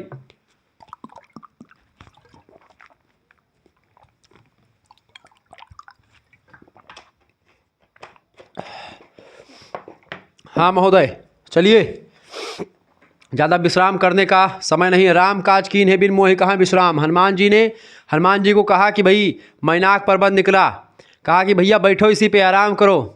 हनुमान जी ने कहा बैठ जा नीचे। कह रहे आपके पिताजी ने हमारी मदद की थी, आपने एक बार हमारी मदद की थी, आपका मैं मदद करूंगा, आप बैठिए तो एक बार थोड़ा सा विश्राम कर लीजिए। फल फ्रूट लाया हूँ, लीजिए खा लीजिए, वनस्पतियाँ लाया हूँ कुछ।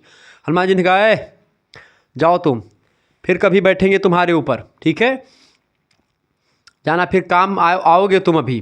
तो फिर कहा ठीक है। तो उन्होंने उसी समय क्या कहा था कि राम काज कीन्हे बिन मोहि कहाँ विश्राम। तो फिर निकल लेते हैं हनुमान जी। ठीक है, इस तरीके से हम लोगों को विश्राम करने की ज़रूरत नहीं है। चलें आगे बढ़ते हैं। प्लासी का युद्ध के पश्चात सिराजुद्दौला के साथ क्या हुआ था? प्लासी के युद्ध के बाद में सिराजुद्दौला के साथ हुआ था कि उसकी हत्या कर दी गई थी सिराजुद्दौला की, और मीर जाफ़र जो था उसका पुत्र था मीरन, उसने एक प्रकार से मतलब कि मीर जाफ़र के पुत्र मीरन ने उसकी हत्या कर दी थी। किसकी? प्लासी के युद्ध में सिराजुद्दौला की। और सिराजुद्दौला के विरुद्ध में कौन लड़ रहा था? अंग्रेज जो थे वो मीर जाफ़र के पक्ष में थे। ठीक है, बाद में फिर मीर जाफ़र को ही मार करके किसी दूसरे को गद्दी दे दी जाती है। ठीक है, चले मीर कासिम को। अगला क्वेश्चन आ चुका है, क्लाइव पहली बार बंगाल का गवर्नर कब बना था? लॉर्ड क्लाइव बंगाल का गवर्नर जनरल पहली बार कब बना था? 1757 ईस्वी में बना था। प्लासी का युद्ध कब हुआ था? 1757 ईस्वी में प्लासी का युद्ध हुआ था। ये बात आप ध्यान रखेंगे। आगे बढ़िएगा, अगला क्वेश्चन आ चुका है। ये सब प्रश्न परीक्षा के दृष्टिकोण से बहुत ही महत्वपूर्ण है महोदय। इंग्लैंड की सरकार ने क्लाइव को इंग्लैंड वापस लौटने पर किस उपाधि से सम्मानित किया था? तो इंग्लैंड की सरकार ने लॉर्ड क्लाइव को इंग्लैंड वापस लौटने पर लॉर्ड की उपाधि सम्मानित किया। किस उपाधि से भैया? लॉर्ड माने होता है बेसिकली देवता, हिंदी में अगर देखें तो। चले अगला क्वेश्चन आपके स्क्रीन पर आ चुका है। मीर कासिम की हत्या करके मीर जाफर को पूरा नवाब कब बनाया गया था? फटाफट से आप बताने का प्रयास करेंगे। तो मीर कासिम की हत्या करके मीर जाफर को पूना का नवाब बनाया गया था 1763 ईस्वी में। ठीक है, ऑप्शन नंबर इसका गा करेक्ट आंसर हो जाएगा। अंग्रेज लोग बेसिकली इन लोगों को लड़ा रहे थे। ठीक है, फूट डालो राज करो की नीति यहाँ पर एकदम से हावी थी। बक्सर का युद्ध कब हुआ था? 1764 में हुआ था। प्लासी का 1757 में। अंग्रेजी सेना का नेतृत्व किसने किया था? तो बक्सर के युद्ध में अंग्रेजी सेना का नेतृत्व जो था वो हेक्टर मुनरो कर रहा था। ठीक है, ध्यान रखेंगे इस चीज़ को। और जो कुछ कमियां रह गई थी 1757 के युद्ध की प्लासी की, वो सारी की सारी बक्सर ने पूरी कर दी थी। बक्सर के युद्ध के बाद से एक प्रकार से अब भारत में कोई ऐसी सत्ता नहीं थी जो अंग्रेजों का सामना कर पाती। अंग्रेज एक प्रकार से यहीं से हावी हो जाते और भारतीय राजनीति में अंग्रेजों का जब से फुल फॉर्म तरीके से पदार्पण हो जाता है। अगला क्वेश्चन आ चुका महोदय, बक्सर के युद्ध के समय बंगाल का नवाब कौन था? बताएं। बक्सर के युद्ध के समय बंगाल का नवाब जो था मीर जाफर हुआ करता था। ऑप्शन नंबर इसका गा करेक्ट आंसर होगा। कई बार परीक्षा में प्रश्न सब पूछे गए हैं। आगे देखेंगे, अगला क्वेश्चन आ चुका है, लॉर्ड क्लाइव बंगाल के गवर्नर के रूप में कब लौट करके फिर से आया था? तो क्लाइव 1765 में बंगाल के गवर्नर के रूप में लौट करके आया था 1765। ऑप्शन नंबर इसका खा करेक्ट आंसर हो जाएगा। सभी लोग एक प्रकार से इसका जो है चेक करते रहेगा। दीनदयाल उपाध्याय गोरखपुर विश्वविद्यालय हो, चाहे एक प्रकार डॉक्टर भीमराव अम्बेडकर विश्वविद्यालय हो, मासा कुंभरी यूनिवर्सिटी हो, चाहे राजा महेंद्र प्रताप सिंह विश्वविद्यालय हो, या एक प्रकार सुहेलदेव यूनिवर्सिटी हो, या एमजेपीआरयू बरेली हो, या मतलब कि राजा महेंद्र प्रताप सिंह स्टेट यूनिवर्सिटी हो, या एक प्रकार से कोई भी विश्वविद्यालय आपका हो, सभी के लिए एक प्रकार से लेक्चर बहुत ही महत्वपूर्ण है। ऐसे ही क्वेश्चंस आपके लिए लगातार एक प्रकार से मैं लाता रहता हूं और आप सभी लोग एक प्रकार से वीडियो को शेयर करते रहिए और लाइक करते रहिएगा वीडियो को। ठीक है, अगर एक प्रकार से आप लोगों ने हमारा साथ दिया तो हम आपके साथ हमेशा रहेंगे और आपकी मदद हमेशा करते रहेंगे इस तरीके से। ठीक है, चले भाई, प्रश्न अगला है, चौरी चौरा की घटना घटित हुई थी। चौरी चौरा की घटना कब घटित हुई थी? बिल्कुल 4 फरवरी 1922 को। गोरखपुर नाम का एक जिला है, उत्तर प्रदेश में पड़ता है, जिसका स्टेशन सबसे लंबा है। गोरखपुर जिले में ही एक प्रकार से दीनदयाल उपाध्याय गोरखपुर विश्वविद्यालय है। ठीक है, अच्छा, गोरखपुर में एक जगह है जहाँ पर पुस्तकें खूब मिलती हैं, बक्सीपुर। बक्सीपुर में आप जब जाएंगे, पुस्तक की इतनी दुकान है एक प्रकार से, मैं क्या बताऊं, वहाँ पर बहुत सारी दुकानें हैं। बीए की पुस्तक हो या किसी की पुस्तक आपको लेना है, बक्सीपुर जाएंगे आपको सारी पुस्तकें मिल जाएगी। मैं गया था एक बार, बस बक्सीपुर गया हूँ। ठीक है, तो बक्सीपुर फर्टिलाइज़र और गोरखपुर में गोरखपुर स्टेशन पर एक प्रकार से एक मेरे जान पहचान के 2-3-4 लोग दुकान भी खोले हैं वहाँ पर गोरखपुर में। तो मतलब कि मैं स्टेशन पे जाता तो पानी और वो चिप्स लेकर के तुरंत बैठे रहते हैं। मैं बता देता हूँ भैया आने वाला हूँ मैं। ठीक है, तुरंत वो चिप्स और क्या नाम है, तमाम बिस्किट और ये सब पानी का बोतल वहाँ पे लेकर के फिर और टिकट उकट अपने कटवा देते हैं। ठीक है, कभी आओ तो तुरंत मतलब वहाँ से आने के लिए तुरंत।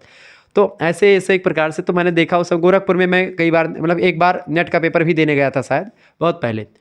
चौरी चौरा की घटना घटित हुई थी, बताएं। चौरी चौरा की घटना कब घटित हुई थी? फटाफट से बताने का प्रयास। 4 फरवरी 1922 राइट आंसर हो जाएगा। खा ऑप्शन उत्तर प्रदेश के गोरखपुर जिले में है चौरी चौरा नाम का स्थान। निम्नलिखित में से किसने वंदे मातरम गीत लिखा? बताएं।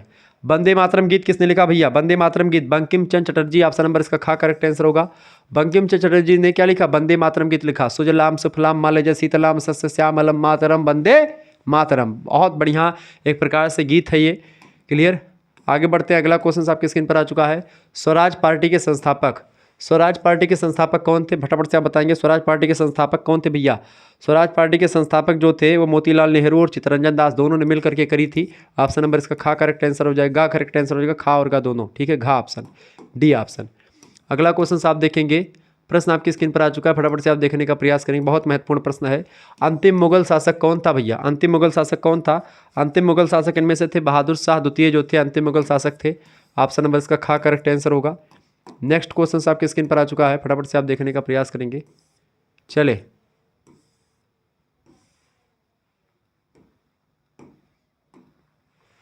पानीपत का तृतीय युद्ध कब लड़ा गया था? पानीपत का तृतीय युद्ध लड़ा गया था 1761 में। ठीक है, 1761 में पानीपत का तृतीय युद्ध लड़ा गया था। 1526 में पानीपत का प्रथम युद्ध लड़ा गया था। ठीक है, 1556 में पानीपत का सेकंड युद्ध लड़ा गया था। ठीक है, ध्यान रखेंगे। पानीपत का प्रथम युद्ध बाबर और इब्राहिम लोदी के बीच में लड़ा गया था, आप लोग पढ़ चुके हैं इससे पहले। 1556 में, ठीक है, किसके बीच में? अकबर और हेमू के बीच में लड़ाई हुई थी 1556 में। और 1761 में पानीपत का तृतीय युद्ध हुआ था अहमद शाह अब्दाली और ये इनके अंग्रेजों वगैरह के बीच में। ठीक है, मतलब मराठों के बीच में। अगला क्वेश्चन आपके स्क्रीन पर आ चुका है। मूवी बनी है 1761 में, मूवी देख लीजिएगा। क्या नाम है उनका? अरे संजय दत्त इसमें गुंडा अहमद शाह अब्दाली का किरदार निभाते हैं। और क्या नाम है इनका? अरे भले कुछ नाम है यार, अर्जुन कपूर, वो उसमें हीरो बनता है, कोई मराठा।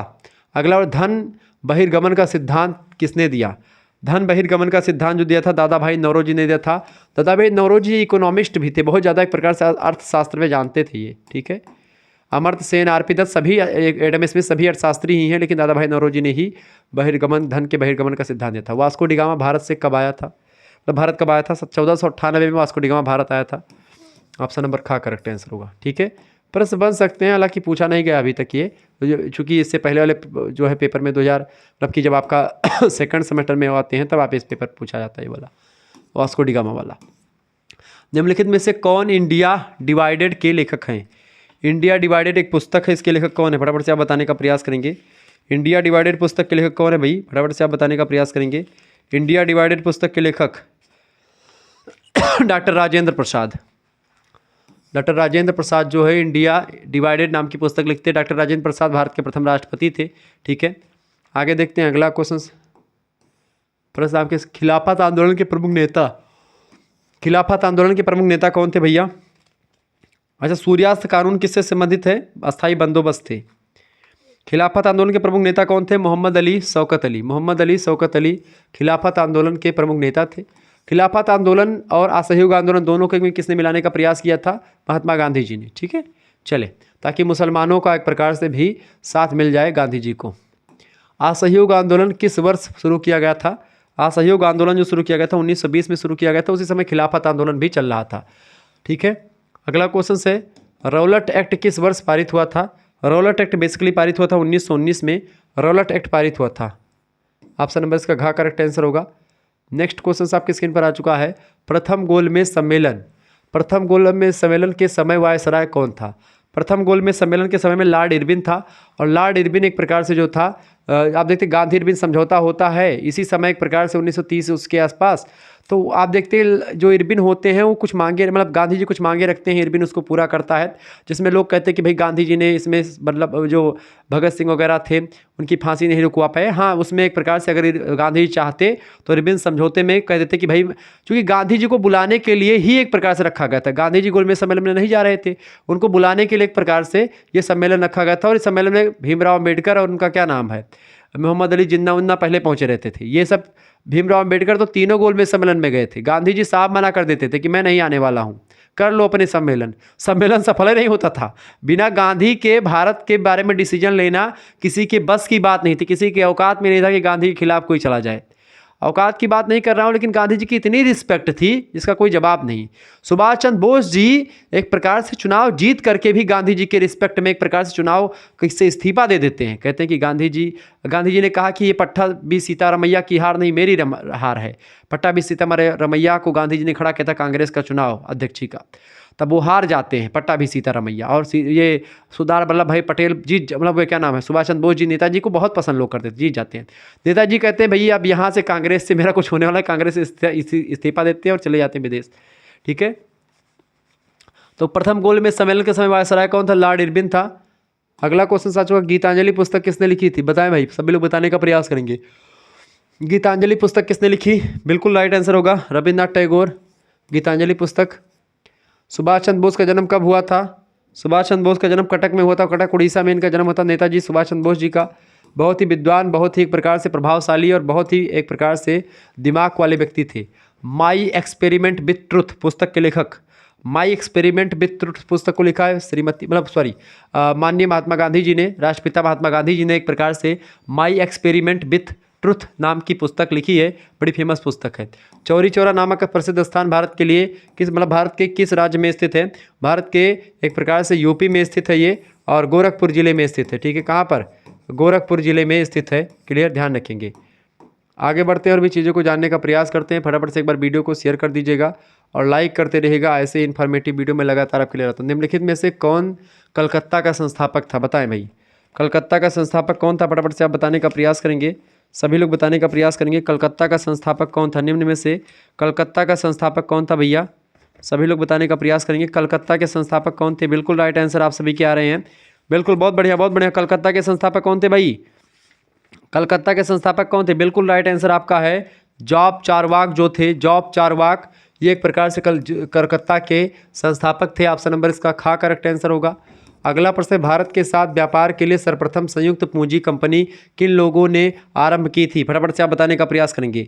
बताएं, भारत के साथ व्यापार के लिए सर्वप्रथम संयुक्त पूंजी कंपनी डच लोगों ने शुरू करी थी। किसने? डचों ने शुरू करी थी। ऑप्शन नंबर इसका खा करेक्ट आंसर होगा। अगला क्वेश्चन आपके स्क्रीन पर आ चुका है। प्रश्न आपकी स्क्रीन पर आ चुका है, सांडीवास के मतलब कि वांडीवास का युद्ध जो 1760 में लड़ा गया था, वांडीवास के युद्ध में एक प्रकार से ब्रिटिश ने किसको हराया था? फ्रेंच को हराया था। ब्रिटिश लोगों ने फ्रेंच को हराया था वांडीवास के युद्ध में। ऑप्शन नंबर इसका गा करेक्ट आंसर होगा। आगे बढ़ते हैं, अगला क्वेश्चन आ चुका है, सभी लोग देखने का प्रयास करेंगे। निम्नलिखित ब्रिटिश कंपनियों में से किस भारत मतलब कि किसे भारत में व्यापार करने का पहला अधिकार पत्र प्राप्त हुआ था? यानी पहले कौन सी कंपनी को एक प्रकार से अधिकार पत्र प्राप्त हुआ था कि आप भारत में व्यापार करो? तो लीबेंट कंपनी को सबसे पहले प्राप्त हुआ था। ऑप्शन नंबर खा करेक्ट आंसर हो जाएगा इसका।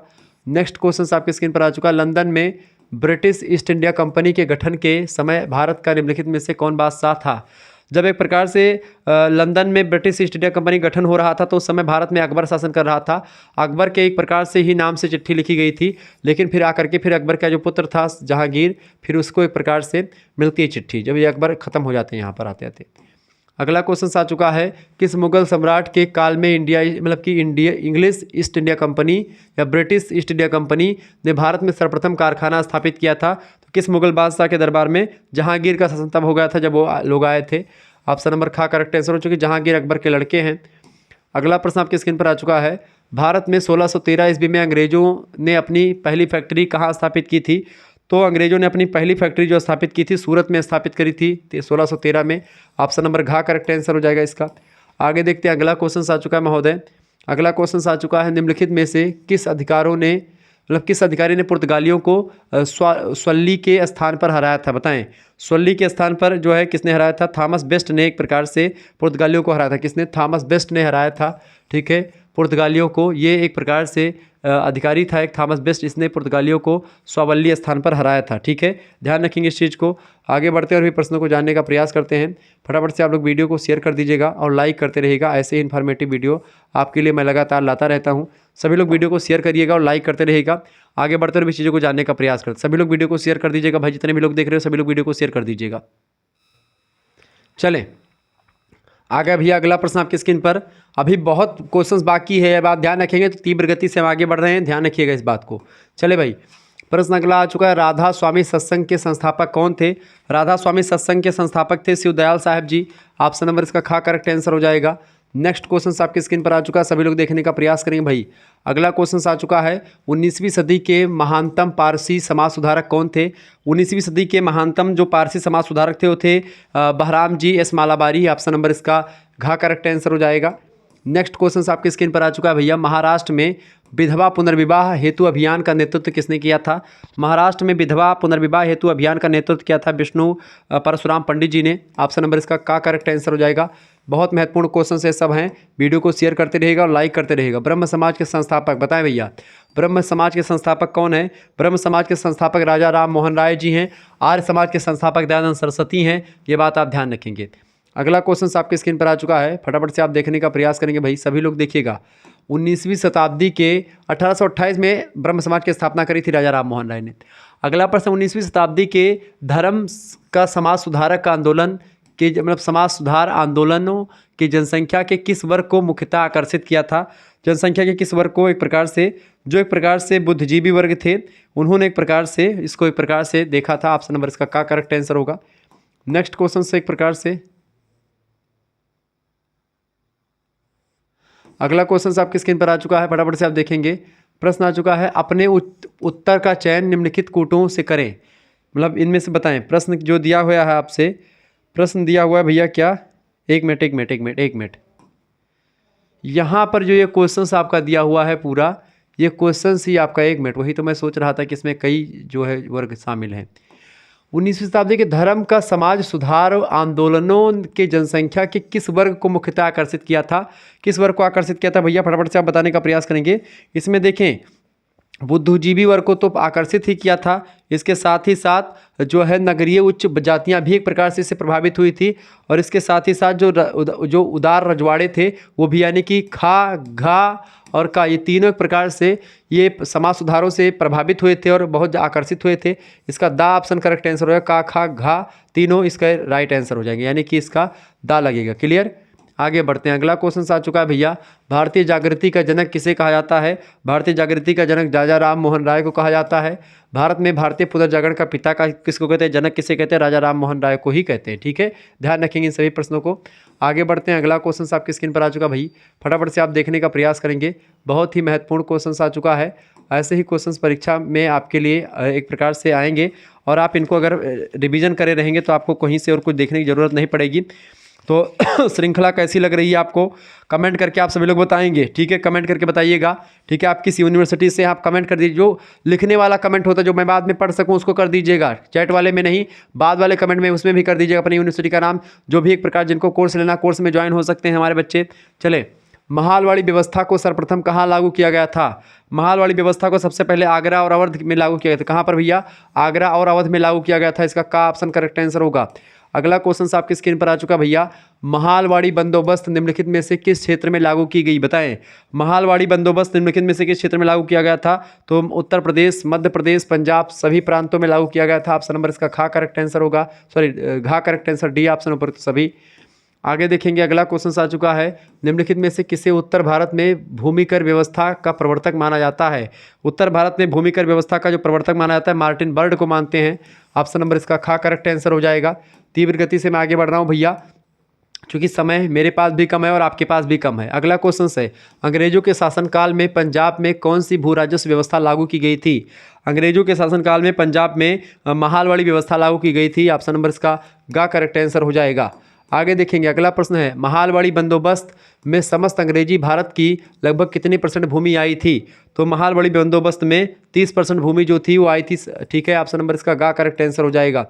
आगे देखेंगे। अगला क्वेश्चन आ चुका भैया, रैयतवाड़ी व्यवस्था के अंतर्गत रैयतों या किसानों से फूल मतलब कि फूल उत्पादन का कितना, मतलब कि पूरा या पूर्ण उत्पादन का कितना % भू राजस्व के रूप में वसूला जाता था?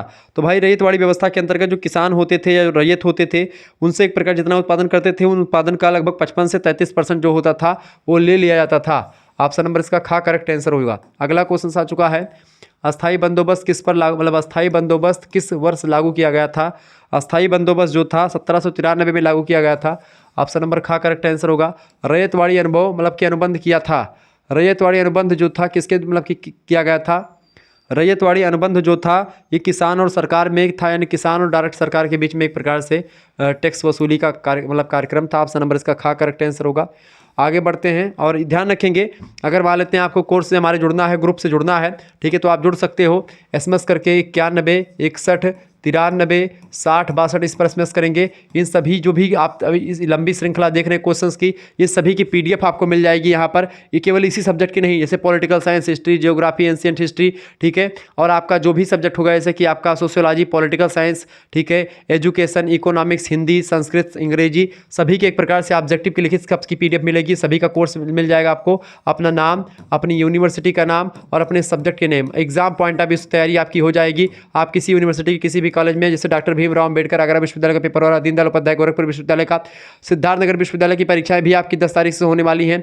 5 तारीख से ठीक है, 10 तारीख से एक प्रकार से CCSU परीक्षाएं करवाने जा रहा है। और वीर बहादुर सिंह पूर्वांचल की भी न्यूज आ गई है कि प्रथम सप्ताह से परीक्षाएं शुरू होने वाली हैं दिसंबर के। तो ऐसे में एक प्रकार से आप लोग जुड़ जाइए हमारे साथ। अपना नाम, अपनी यूनिवर्सिटी का नाम, अपने सब्जेक्ट का नाम सब लिख करके भेज दीजिएगा। आपके पास एक स्कैनर सेंड किया जाएगा, उसी पर मात्र और मात्र 100 रुपीज़ आपको सेंड कर देने होंगे। और अगर आप नहीं चलाते तो आप किसी दूसरे से भी करवा दीजिएगा, तब भी ऐड कर दिया जाएगा, किसी दुकान से, किसी लोकवाणी से, ठीक है, किसी दूसरे से। आपको यहाँ पर सभी सब्जेक्ट के PDF नोट्स मिलेंगे। PDF नोट्स से एक प्रकार से आपके MCQs भी होंगे, ठीक है, और आपके जो PDF नोट्स होंगे वो आपके लिखित भी होंगे, ऑब्जेक्टिव टाइप के भी होंगे, लिखित भी होंगे, यानी अति लघु उत्तरीय, लघु उत्तरीय, दीर्घ उत्तरीय भी होंगे, और आपके MCQs भी होंगे। अब आपकी यूनिवर्सिटी जो भी होगी, आप यूनिवर्सिटी बताएंगे, उसके अकॉर्डिंग आपके पास मैं सेंड कर दूंगा, ठीक है। इसके अलावा आपको एक प्रकार से यहाँ पर लाइव क्लासेस भी मिलेंगी। लाइव क्लासेस के अलावा आपको एक प्रकार से यहाँ पर जो पुराने वीडियो लेक्चर हैं वो भी आपको मिल जाएंगे। जो क्वेश्चन पेपर है प्रीवियस ईयर वो भी एक प्रकार से आपको वीडियोज़ में मिल जाएंगे, तो बड़े फायदा आपके होने वाला है। साथ ही साथ में 3 मेजर सब्जेक्ट, 1 माइनर सब्जेक्ट और 1 कोकरिकुलर सब्जेक्ट, इन सभी की 5 सब्जेक्ट की तैयारी मात्र और मात्र 100 रुपीज़ में आपकी हो जाएगी। तो मात्र 100 रुपये में अगर इतनी व्यवस्था दी जा रही है तो आप सभी लोग तुरंत जुड़ करके आसानी से एक प्रकार से अपनी परीक्षा पढ़ सकते हैं। मात्र 100 रुपीज़ में सारी व्यवस्था कर दी गई है, तो आप पीछे मत हटिए, आप सभी लोग एक प्रकार जुड़ जाइएगा। SMS करें 9161936062 पर और अपने सभी सब्जेक्ट के एक प्रकार से PDF नोट्स वगैरह, लाइव लेक्चर्स, क्लास और ग्रुप से आपको जोड़ देंगे। आप आसानी से पढ़ते रहिएगा और इसके बाद में जैसे 4th सेमेस्टर का कोई लॉन्च किया जाएगा कोर्स तो आपको बता दिया जाएगा तुरंत वहाँ पर ग्रुप में, तो आप हमसे डायरेक्टली जुड़ पाएंगे। फटाफट से SMS करके आप जुड़ जाइएगा, ठीक है। चले भाई आगे बढ़ते हैं और प्रश्नों को जानने का प्रयास करते हैं। फटाफट से वीडियो को शेयर करते रहिएगा। सभी दोस्तों से निवेदन है वीडियो को शेयर करते रहे। चैनल पर अगर पहली बार आए हैं तो चैनल को सब्सक्राइब कर लीजिएगा, क्योंकि शुक्ला HD पॉइंट सबसे बेस्ट चैनल है BA के क्षेत्र में, आपके लिए हमेशा मेहनत करता रहा है। चले अगला प्रश्न, मुगल सूबेदार मुबारिज खां को किसने पराजित किया था? मुगल सूबेदार मुबारिज खां को निजामुल हक ने पराजित किया था, निजामुल हक ने पराजित किया था। ऑप्शन नंबर इसका गा करेक्ट आंसर होगा। अगला क्वेश्चन आपके स्क्रीन पर आ चुका, बस ये मात्र एक वीडियो देखें, काम खत्म आपका, खलास। अगला प्रश्न, प्रथम आंग्ल मैसूर युद्ध के समय कौन सा अंग्रेज गवर्नर था? तो प्रथम आंग्ल मैसूर के समय में एक प्रकार से जो गवर्नर था वारेन हेस्टिंग्स था। ऑप्शन नंबर इसका का करेक्ट आंसर हो जाएगा। आगे देखेंगे अगला क्वेश्चन आ चुका है, प्रथम आंग्ल मैसूर युद्ध की समाप्ति किस संधि से हुई थी? प्रथम आंग्ल मैसूर युद्ध की समाप्ति हुई थी मद्रास की संधि से। ऑप्शन नंबर इसका खा करेक्ट आंसर हो जाएगा। नेक्स्ट क्वेश्चन आप देखेंगे भैया, द्वितीय आंग्ल मैसूर युद्ध, द्वितीय आंग्ल मैसूर युद्ध के समय कौन सा अंग्रेज गवर्नर था? बताएं। द्वितीय आंग्ल मैसूर युद्ध के समय में जो अंग्रेज गवर्नर था वारेन हेस्टिंग्स ही था। ऑप्शन नंबर इसका का करेक्ट आंसर हो जाएगा। फटाफट से आप लगाइएगा, का option is right answer. Next question आपकी स्क्रीन पर आ चुका है, तृतीय आंग्ल मैसूर युद्ध के समय कौन सा अंग्रेज गवर्नर था? बताएं। तृतीय आंग्ल मैसूर युद्ध के समय कौन सा गवर्नर था? लॉर्ड कॉर्नवालिस था। ऑप्शन नंबर इसका खा करेक्ट आंसर हो जाएगा। नेक्स्ट क्वेश्चन, सभी लोग एक प्रकार से वीडियो को 2-3 बार देखने, 2 बार कम से कम देख लीजिएगा। चतुर्थ आंग्ल मैसूर युद्ध के समय कौन सा अंग्रेज गवर्नर था? बताएं। चतुर्थ आंग्ल मैसूर युद्ध के समय कौन सा गवर्नर था? बेलीजली, लॉर्ड बेलीजली। ये मत सोचिएगा कि भाई अब हमारा पेपर आ गया तो हम कोर्स क्यों ले, कोर्स नहीं, पूरा आपका क्रैश कोर्स है कि कम समय में आपको बेहतर तैयारी हो जाएगी। आप बहुत कम समय में, आपकी बाकी सब्जेक्ट हैं, आपका human values and environmental studies और तमाम प्रकार के माइनर सब्जेक्ट सबकी तैयारी हो जाएगी और कोर्स कम समय के लिए एक प्रकार से आपके लिए बेहतर चीज़ें होंगी, ठीक है। मैं मेहनत करूंगा आपके लिए, बहुत मेहनत कर रहा हूं, तो ताकि आपकी परीक्षा में एक भी प्रश्न बाहर से ना आए। चले, अगर परीक्षा ऑब्जेक्टिव हो रही तो मैं तो कहूंगा कि भाई नंबर तो की बौछार हो रही है और नंबर की बौछार हो रही है, आप नंबर में उसमें नहा लीजिए उस नंबर में और ले लीजिए नंबर जितना लेना है। बाकी जब लिखने वाला आ जाएगा तो बहुत पछताओगे, नंबर नहीं मिलता लिखने वाले महोदय, कितना भी अच्छा लिख दोगे 10 नंबर का क्वेश्चन होगा तो आपको 7 नंबर मिलेगा, उससे ऊपर या बहुत हो गया तो 8 नंबर से ऊपर आज तक किसी बच्चे को नहीं दिया गया है। ध्यान रखेंगे इस बात को। तो ऑब्जेक्टिव में क्या होता है, एग्जामिनर के हाथ में कुछ नहीं होता, कंप्यूटर कॉपी चेक करती है सारी चीज़, जो भी आपका सही, जो गलत है वो गलत, ठीक है। ध्यान रखेंगे इस बात को। मंगलौर की संधि कब हुई थी? बताएं। 1784, राइट आंसर हो जाएगा का ऑप्शन 1784, ठीक है। आगे बढ़ते हैं, अगला क्वेश्चन आपके स्क्रीन पर आ चुका, फटाफट से वीडियो को शेयर करते रहिएगा। चले भाई, वीडियो को लाइक करिए, चैनल पर नए हैं तो सब्सक्राइब करिएगा, फटाफट से वीडियो को शेयर करते रहिएगा, फटाफट से वीडियो को। रणजीत सिंह किस मिसल से थे? बताएं। रणजीत सिंह जो थे किस मिसल से थे? ये किस मिसल से थे? बताइए, 4 मिसल लिखे हुए हैं, बताएं किस मिसल से थे? मिसल माने एक प्रकार से उनका जो वो था, तो सुकर चकिया मिसल से थे। कौन? रणजीत सिंह, सुकर चकिया मिसल। ऑप्शन नंबर का करेक्ट आंसर होगा। महाराजा रणजीत सिंह के राज्य की राजधानी क्या थी? महाराजा रणजीत सिंह के राज्य की राजधानी थी लाहौर। ऑप्शन नंबर इसका गा करेक्ट आंसर हो जाएगा। नेक्स्ट क्वेश्चन आपकी स्क्रीन पर आ चुका है, रणजीत सिंह ने जो है सुप्रसिद्ध कोहिनूर हीरा प्राप्त किया था। रणजीत सिंह ने सुप्रसिद्ध कोहिनूर हीरा जो है शाह शुजा से प्राप्त किया था। ऑप्शन नंबर इसका का करेक्ट आंसर हो जाएगा। नेक्स्ट क्वेश्चन आपकी स्क्रीन पर आ चुका है भैया, निम्नलिखित में से किसने कहा कि ईश्वर की इच्छा थी कि मैं सभी धर्मों को एक निगाह से देखूं, इसीलिए उसने दूसरी आंख की रोशनी ले ली? बताएं। निम्नलिखित में से किसने कहा था कि ईश्वर की इच्छा थी कि मैं सभी धर्मों को एक निगाह से देखूं, इसीलिए ईश्वर ने हमारी दूसरी आंख ले ली? ऐसा महाराजा रणजीत सिंह कहते थे। ऑप्शन नंबर इसका का करेक्ट आंसर हो जाएगा। आगे बढ़ते हैं, अगला क्वेश्चन आ चुका, महाराजा रणजीत सिंह के उत्तराधिकारी कौन थे? महाराजा रणजीत सिंह उत्तराधिकारी थे कौन? खड़क सिंह। खड़क सिंह जो थे महाराजा रणजीत सिंह के उत्तराधिकारी हुआ करते थे। खा ऑप्शन करेक्ट आंसर होगा। अगला प्रश्न, सिख राज्य का अंतिम राजा कौन था? बताएं। सिख राज्य का अंतिम राजा कौन था भैया? दिलीप सिंह, ठीक है। दिलीप सिंह जो थे सिख राज्य के अंतिम राजा थे। ऑप्शन नंबर इसका का करेक्ट आंसर होगा। नेक्स्ट क्वेश्चन आपकी स्क्रीन पर आ चुका है, आधुनिक पंजाब के निर्माण का श्रेय किसे जाता है? आधुनिक पंजाब के निर्माण का श्रेय किसे जाता है भैया? फटाफट से आप बताने का प्रयास करेंगे। तो आधुनिक पंजाब के निर्माण का श्रेय किसे जाता है? सभी लोग बताने का प्रयास करेंगे। आधुनिक पंजाब के निर्माण का जो श्रेय जाता है वो किसको जाता है? वो जाता है राजा रणजीत सिंह को। ऑप्शन नंबर इसका का करेक्ट आंसर हो जाएगा। नेक्स्ट क्वेश्चन से आप देखेंगे, सभी लोग देखने का प्रयास करेंगे, सभी लोग वीडियो को शेयर करते रहिएगा। जाइएगा मत भाई, जाइएगा मत, 2 मिनट और रुकिए। बहुत ज़्यादा क्लास और आपके लगभग एक प्रकार से मुश्किल से 20 से 25 मिनट या 20-25 मिनट की और क्लास बची हुई है बस, ठीक है। चले अगला प्रश्न, राजा रणजीत सिंह को राजा की पदवी किसने दी थी? राजा रणजीत सिंह को राजा की पदवी जो है जमान शाह ने दी। किसने दी थी? जमान शाह ने दी थी। का ऑप्शन इसका करेक्ट आंसर होगा। अमृतसर की संधि कब हुई बताएं? अमृतसर की संधि 1809 ईस्वी में हुई थी। ऑप्शन नंबर इसका का करेक्ट आंसर होगा। आगे बढ़ते हैं, अगला क्वेश्चन आपके स्क्रीन पर आ चुका, फटाफट से आप देखने का प्रयास करेंगे भाई। बहुत ही महत्वपूर्ण क्वेश्चन आ चुका है, बहुत बढ़िया बहुत बढ़िया। चले भाई, वीडियो को शेयर करते रहिएगा, जितने भी लोग देख रहे हैं वीडियो को शेयर करते रहिए, लाइक करते रहिए, ऐसे ही इन्फॉर्मेटिव वीडियो आती रहेगी आपके लिए। बताएं, अंग्रेजी भारतीय प्रशासन की सरकारी भाषा क्या कब बनी? बताएं, अंग्रेजी जो है भारतीय प्रशासन की सरकारी भाषा कब बनी? अंग्रेजी जो भारतीय प्रशासन की सरकारी भाषा बनी थी 1835 में बनी थी। कब बनी थी? 1835 में बनी थी। ऑप्शन नंबर इसका गा करेक्ट आंसर होगा। कलकत्ता में मेडिकल कॉलेज की स्थापना किसने करवाई थी? बताएं, कलकत्ता में मेडिकल कॉलेज की स्थापना किसने करवाई थी? फटाफट से आप बताने का प्रयास करेंगे।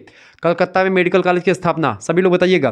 कलकत्ता में मेडिकल कॉलेज की स्थापना लॉर्ड विलियम बेंटिक, बिल्कुल राइट आंसर आपका हो जाएगा का ऑप्शन। लॉर्ड विलियम बेंटिक ने कलकत्ता में मेडिकल कॉलेज की स्थापना करवाई थी। बहुत महत्वपूर्ण प्रश्न। अगला क्वेश्चन आ चुका है, सर्वप्रथम संभागीय आयुक्तों यानी कि जिसको मंडला आयुक्त कहते हैं उसकी नियुक्ति किसने की थी? सर्वप्रथम मंडल आयुक्त की नियुक्ति किसने की थी? संभागीय आयुक्तों की नियुक्ति विलियम बेंटिक ने ही की थी, Lord William Bentinck. Option number इसका का करेक्ट आंसर होगा। नेक्स्ट क्वेश्चन, बेंटिक ने कुशासन का आरोप लगा करके मैसूर के राज्य को अंग्रेजी राज्य में कब मिला लिया था? मैसूर के राज्य को एक प्रकार से जो है कुशासन का आरोप लगा करके अंग्रेजी राज्य में लॉर्ड विलियम बेंटिक ने मिलाया था। कब? 1831 में। ऑप्शन नंबर इसका खा करेक्ट आंसर हो जाएगा, ठीक है। खा option is right answer. Okay, आगे बढ़ते हैं और भी चीज़ों को जानने का प्रयास करते हैं, फटाफट से आप देखने का प्रयास करें। चले भाई, अगला क्वेश्चन आपकी स्क्रीन पर आ चुका है, दुर्ग एवं कधार की रियासतों का ब्रिटिश भारत में विलय कब हुआ था? बताएं, दुर्ग एवं कथार की रियासतों का ब्रिटिश भारत में जो विलय हुआ था 1834 में हुआ था। ऑप्शन नंबर इसका गा करेक्ट आंसर हो जाएगा। नेक्स्ट क्वेश्चन है, भारत का प्रथम गवर्नर जनरल कौन बना? भारत का प्रथम governor general Lord William Bentinck बना था। कौन बना था? लॉर्ड विलियम बेंटिक जो था भारत का प्रथम गवर्नर जनरल बना था। कई बार परीक्षा में प्रश्न आया हुआ है और अब की बार 100% आएगा, ध्यान रखेंगे। इससे बाहर कुछ आने वाला है नहीं, बस आप इसको देख लीजिएगा 2 से 3 बार। किस गवर्नर जनरल ने भारत में अंग्रेजी को शिक्षा का माध्यम बनाने का निर्णय लिया था? बताएं, अंग्रेजी को शिक्षा का माध्यम बनाने का निर्णय किसने लिया था? लॉर्ड विलियम बेंटिक ने ही लिया था। ऑप्शन नंबर इसका गा करेक्ट आंसर होगा। नेक्स्ट क्वेश्चन आपकी स्क्रीन पर आ चुका है, 1853 में लॉर्ड डलहौजी ने जो पहली टेलीग्राफ लाइन शुरू की थी वह किस किस के बीच थी? तो वह एक प्रकार से जो थी वो एक प्रकार से कलकत्ता और आगरा के बीच में थी। टेलीफोन लाइन की शुरुआत जो उसने करी थी कलकत्ता आगरा के बीच में। ऑप्शन नंबर इसका घा करेक्ट आंसर हो जाएगा। नेक्स्ट क्वेश्चन आपकी स्क्रीन पर आ चुका है, समाचार पत्रों का मुक्तिदाता किस गवर्नर को माना जाता है? समाचार पत्रों का मुक्तिदाता बताएं, समाचार पत्रों का मुक्तिदाता जो है इनमें से कौन सा? Lord Auckland, Charles Metcalfe, Lord Hardinge या लॉर्ड जो है एलनबरो? चार्ल्स मेटकाफ जो था ये समाचार पत्रों का मुक्तिदाता जो है इसी गवर्नर जनरल को माना जाता है। खा ऑप्शन इसका राइट आंसर हो जाएगा। आगे बढ़ते हैं अगले क्वेश्चंस की ओर, फटाफट से आप देखने का प्रयास करेंगे। सभी दोस्तों से निवेदन है वीडियो को शेयर करते रहिएगा। चले भाई, स्वयं को बंगाल का शेर कौन कहा कहता था? बताएं, स्वयं को बंगाल का शेर कौन कहा करता था? भाई सभी लोग बताने का प्रयास करेंगे। तो स्वयं को बंगाल का शेर कहता था कौन? लॉर्ड बेलीजली। ऑप्शन नंबर इसका गा करेक्ट आंसर होगा। लॉर्ड बेलीजली जो था स्वयं को बंगाल का शेर कहा करता था। ऑप्शन नंबर इसका गा करेक्ट आंसर होगा, ध्यान रखिएगा। आगे बढ़ते हैं, जो है जॉर्ज वालों का कार्यकाल कब तक रहा? बताएं, जॉर्ज वार्लो का कार्यकाल जो था 1805 से लेकर के 1807 ईस्वी तक था। ऑप्शन नंबर इसका गा करेक्ट आंसर हो जाएगा। नेक्स्ट क्वेश्चन आपके स्क्रीन पर आ चुका है, लॉर्ड मिंटो का प्रथम कार्यकाल कब से कब तक रहा? लॉर्ड मिंटो का प्रथम कार्यकाल जो रहा था भैया 1807 से 1813 तक रहा लॉर्ड मिंटो का प्रथम कार्यकाल। अमृतसर की संधि कब हुई थी भाई? अमृतसर की संधि 1809 ईस्वी में हुई थी। कब हुई थी? 1809 में एक प्रकार से अमृतसर की संधि हुई थी। आगे देखेंगे,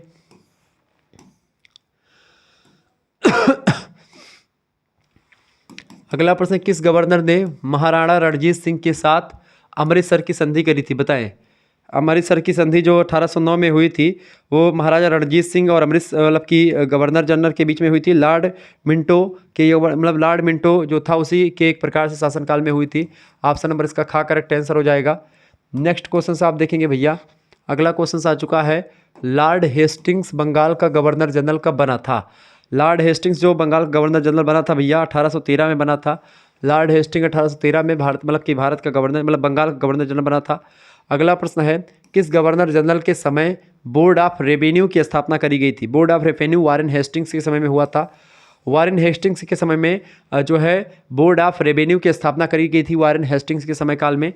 आगे बढ़ते हैं, अगला क्वेश्चन आपकी स्क्रीन पर आ चुका है भाई, सभी लोग देखिएगा, बहुत बढ़िया।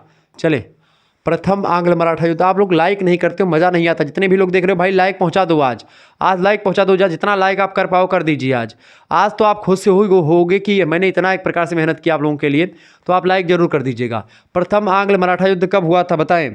प्रथम आंग्ल मराठा युद्ध कब हुआ था भाई? 1775 से 1785 प्रथम आंग्ल मराठा युद्ध। ऑप्शन नंबर इसका का करेक्ट आंसर हो जाएगा। नेक्स्ट क्वेश्चन से, मैसूर राज्य का ब्रिटिश राज्य में कब विलय हुआ? मैसूर राज्य का ब्रिटिश राज्य में 1999 में विलय हुआ था। ऑप्शन नंबर इसका मैसूर राज्य का ब्रिटिश राज्य में कब विलय हुआ? 1899 कर ले, 1899 यहाँ पर, ठीक है। चले,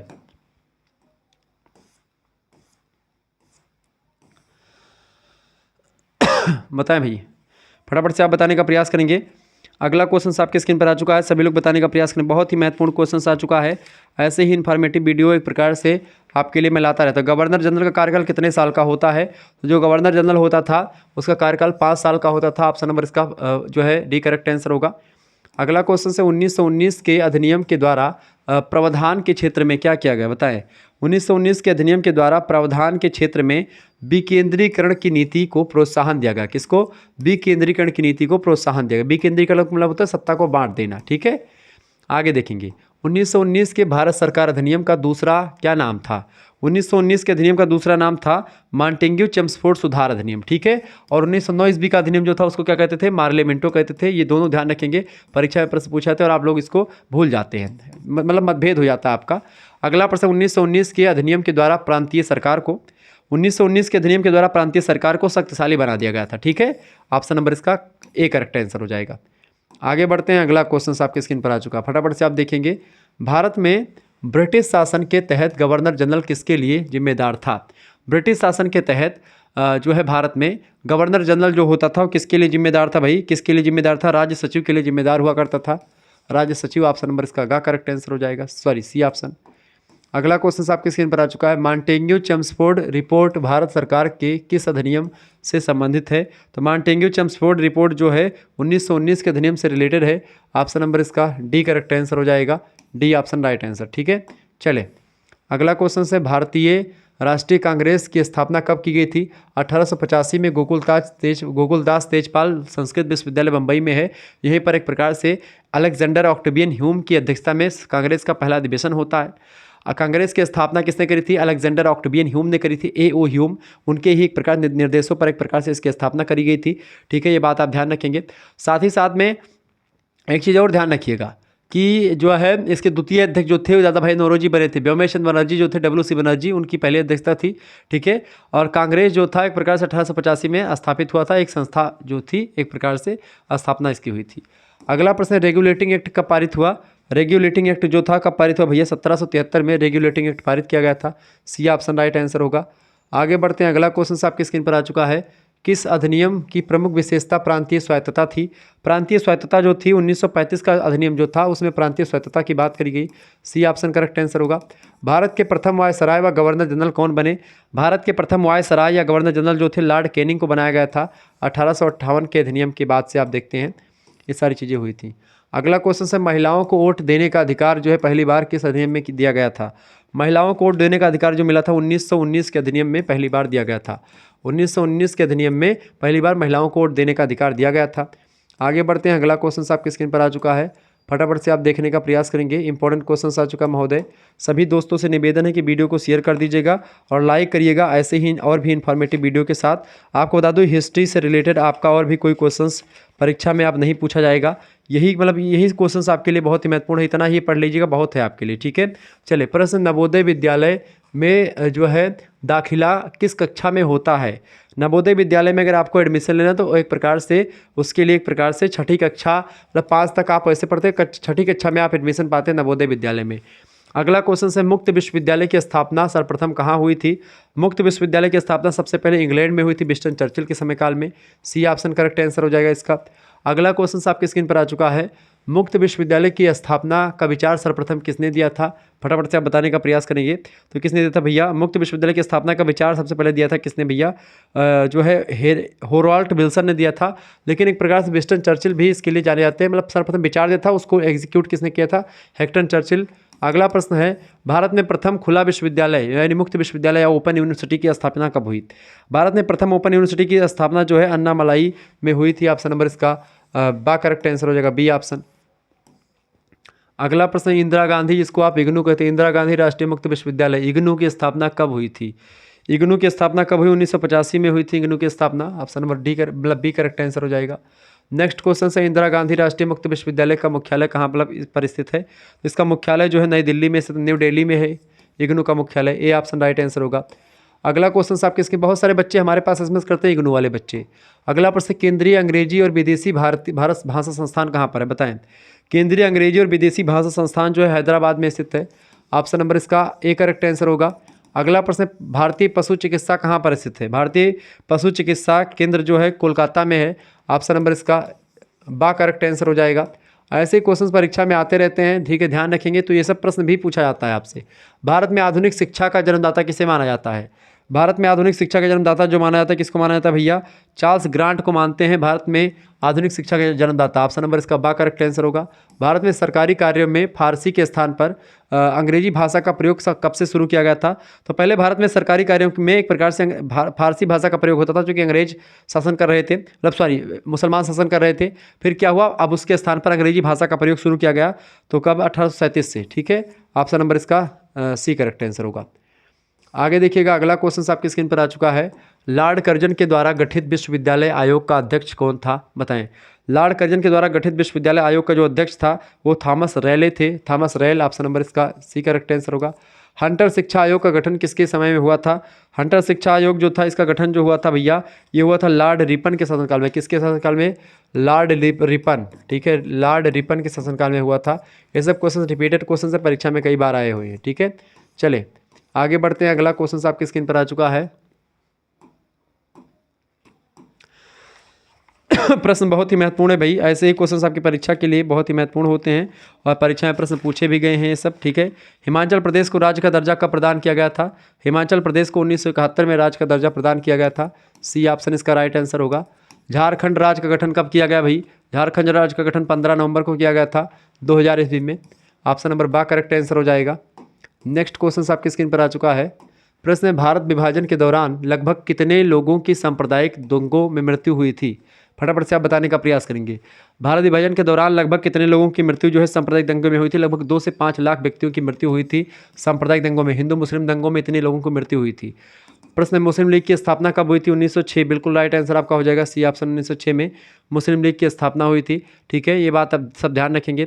वीडियो को लाइक करते रहेगा, वीडियो को शेयर करते रहेगा। ऐसे ही इन्फॉर्मेटिव वीडियो आपको मैं लगातार आपके लिए लाता रहता हूँ, ठीक है। बस थोड़ी सी क्लास और बची हुई है, मुश्किल से 15-20 मिनट की क्लास और बची हुई है, ठीक है, ध्यान रखेंगे। चले जाइएगा मत भाई, कहीं जाइएगा मत। चले, बहुत तीव्र गति से मैंने किया, नहीं तो इस क्लास को लगने में कम से कम 2.5 घंटे लगते, लेकिन मैंने एक प्रकार से बहुत तीव्र गति से आपको पढ़ाने का प्रयास किया। भाई इसको 5 घंटे तक इतने क्वेश्चंस को पढ़ा सकता हूँ, ठीक है, इतनी कैपेसिटी है, तो परेशान ना हो। अगला, राजस्थान के एकीकरण की शुरुआत कब हुई थी। राजस्थान के एकीकरण की शुरुआत 18 मार्च 1948 को हुई थी। 18 मार्च 1948, ऑप्शन नंबर इसका बी करेक्ट आंसर होगा। अगला प्रश्न, राजस्थान की सबसे प्राचीन रियासत। राजस्थान की सबसे प्राचीन रियासत कौन सी थी भैया, मेवाड़ रियासत। ऑप्शन नंबर इसका ए करेक्ट आंसर हो जाएगा। नेक्स्ट क्वेश्चन, चलें भाई फटाफट से आप बताने का प्रयास करेंगे। राजस्थान की एकमात्र मुस्लिम रियासत, राजस्थान की एकमात्र मुस्लिम रियासत कौन सी थी इनमें से। राजस्थान की एकमात्र मुस्लिम रियासत जो थी वो कौन सी थी भाई, टोंक, ठीक है। Option number C correct answer होगा। संयुक्त राजस्थान को बृहद राजस्थान कब बनाया गया था। संयुक्त राजस्थान को बृहद राजस्थान 30 मार्च 1949 को बनाया गया। ऑप्शन नंबर इसका ए करेक्ट आंसर होगा। अगला क्वेश्चन आपके स्क्रीन पर आ जाएगा, जम्मू कश्मीर का भारत में विलय कब हुआ था। जम्मू कश्मीर का भारत में विलय जो हुआ था वो कब हुआ था भैया? 1947 में हुआ था, 26 अक्टूबर को। ठीक है, ध्यान रखेंगे। अब तो भारत में एक प्रकार से भारत का एक अभिन्न अंग बन चुका है। जम्मू कश्मीर के भारत में विलय के समय वहाँ का शासक कौन था? जम्मू कश्मीर के भारत में विलय के समय वहाँ का शासक जो था महाराजा हरि सिंह थे। ऑप्शन नंबर इसका ए करेक्ट आंसर हो जाएगा। नेक्स्ट क्वेश्चन आप देखेंगे, अगला क्वेश्चन आ चुका है, निम्नलिखित में से किसे भारत का बिस्मार्क कहा जाता है? भारत मतलब बिस्मार्क ने जो काम किया था एक प्रकार से जर्मनी में, ठीक है, वही काम एक प्रकार से यहाँ पर किसने किया था? सरदार वल्लभ भाई पटेल ने किया था। तो यहाँ पर पटेल हैं, बिल्कुल सी ऑप्शन, सरदार वल्लभ भाई पटेल करेक्ट आंसर हो जाएगा, सी ऑप्शन। तो इस तरीके से आप लोग बहुत सारे प्रश्नों को जान पा रहे हैं, समझ पा रहे हैं। और भी क्वेश्चंस हैं, अभी जाइएगा मत भाई, जाइए मत कि भाई अब निकल जा रहे हैं, अभी भी और क्वेश्चंस आपके लिए मैं ला रहा हूँ। ठीक है, चले, प्रश्न आपकी स्क्रीन पर आ चुका है। अगला क्वेश्चन आप सभी लोग देखने का प्रयास करेंगे। सभी लोगों से निवेदन है कि वीडियो को शेयर करते रहिएगा, वीडियो को लाइक करते रहिएगा। ऐसे ही क्वेश्चंस परीक्षा में आपके लिए लाता रहता हूं मैं। फटाफट से बताएंगे, किस संधि के द्वारा 1765 ईस्वी में बक्सर का युद्ध समाप्त हुआ था? बताएं, 1765 में बक्सर का युद्ध समाप्त हुआ था, ठीक है, किस संधि के द्वारा? फटाफट से बताने का प्रयास करेंगे। इस प्रश्न का उत्तर आप सभी लोग बताने का प्रयास करेंगे। इस प्रश्न का उत्तर आप सभी लोग जो है गूगल करके लाइएगा। बातचीत बहुत कर रहे हैं, इस वजह से आप इस प्रश्न का उत्तर आप खुद ही बताएंगे। चलें आगे बढ़िएगा। अगला क्वेश्चन आ चुका है, बंगाल में दोहरी शासन व्यवस्था किसके द्वारा लागू की गई थी? बताएं, बंगाल में दोहरी शासन व्यवस्था किसके द्वारा लागू की गई थी भैया?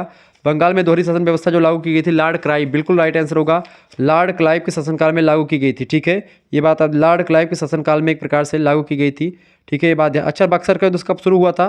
22 अक्टूबर 1764 को बक्सर का युद्ध जो है वो शुरू हुआ था। ये बात आप ध्यान रखेंगे। क्लियर? ओके,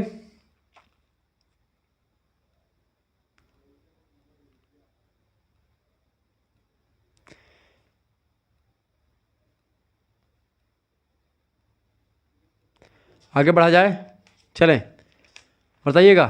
बंगाल में दोहरी शासन व्यवस्था किसके द्वारा लागू की गई थी? दोहरी शासन व्यवस्था लॉर्ड क्लाइव, दोहरी शासन व्यवस्था लॉर्ड क्लाइव के शासनकाल में। ऑप्शन नंबर इसका का करेक्ट आंसर होगा। नेक्स्ट क्वेश्चन आप देखेंगे भैया, इलाहाबाद की संधि, इलाहाबाद की संधि 1765 ईस्वी के बाद रॉबर्ट क्लाइव ने मुर्शिदाबाद का जो है उद्दीपन मतलब किसने बनवाया था? फटाफट से आप बताएंगे। इलाहाबाद की संधि के बाद 1765 में इलाहाबाद की संधि हुई थी, ठीक है, और रॉबर्ट क्लाइव ने मुर्शिदाबाद का जो है उपदीवान किसे बनाया था? उपदीवान मोहम्मद रजा खान को बनाया था। और इलाहाबाद की संधि के द्वारा ही, बिल्कुल बिल्कुल बिल्कुल आप सभी के करेक्ट आंसर आ रहा है, इलाहाबाद की संधि के द्वारा ही जो है ये जो है आपका बक्सर का युद्ध समाप्त हुआ था। ठीक है, चले अगला क्वेश्चन आपकी स्क्रीन पर आ चुका है। निम्नलिखित में से किस भारतीय को रॉबर्ट क्लाइव ने बिहार का नायाब दीवान नियुक्त किया था? बताएं, निम्नलिखित में से किस भारतीय को रॉबर्ट क्लाइव ने बिहार का नायाब दीवान नियुक्त किया था? राजा सिताब राय को इन्होंने एक प्रकार से नायाब दीवान नियुक्त किया था बिहार का। किसको? राजा सिताब राय को। किसने? लॉर्ड क्लाइव ने। आगे बढ़ते हैं। 1765 ईस्वी में मीर जाफर की मृत्यु के बाद कंपनी के द्वारा बंगाल का नवाब किसे बनाया जाता है? बताएं, कंपनी के द्वारा बंगाल का नवाब कौन बनता है जब मीर जाफर की मृत्यु हो जाती है 1765 में? उसके बाद में एक प्रकार से किसको बनाया था बंगाल का नवाब? मतलब कि नजमुद्दौला को बनाए जाते हैं। ऑप्शन नंबर इसका का करेक्ट आंसर होगा। नेक्स्ट क्वेश्चन आपकी स्क्रीन पर आ चुका है। कर्नल क्लाइव का गधा या कर्नल क्लाइव का सिपाही या धन देने वाली बोरी की संज्ञा किसे दी जाती है? बताएं, बहुत प्रश्न है, 3 क्वेश्चंस। कर्नल क्लाइव का या लॉर्ड क्लाइव का गधा मीर जाफर को कहा जाता है, क्लाइव का सिपाही भी मीर जाफर को कहा जाता है, धन देने वाली बोरी भी मीर जाफर को कहा ही जाता है। ठीक है, मीर जाफर। ऑप्शन नंबर इसका खा करेक्ट आंसर होगा। ठीक है, खा option is right answer, Mir Jafar.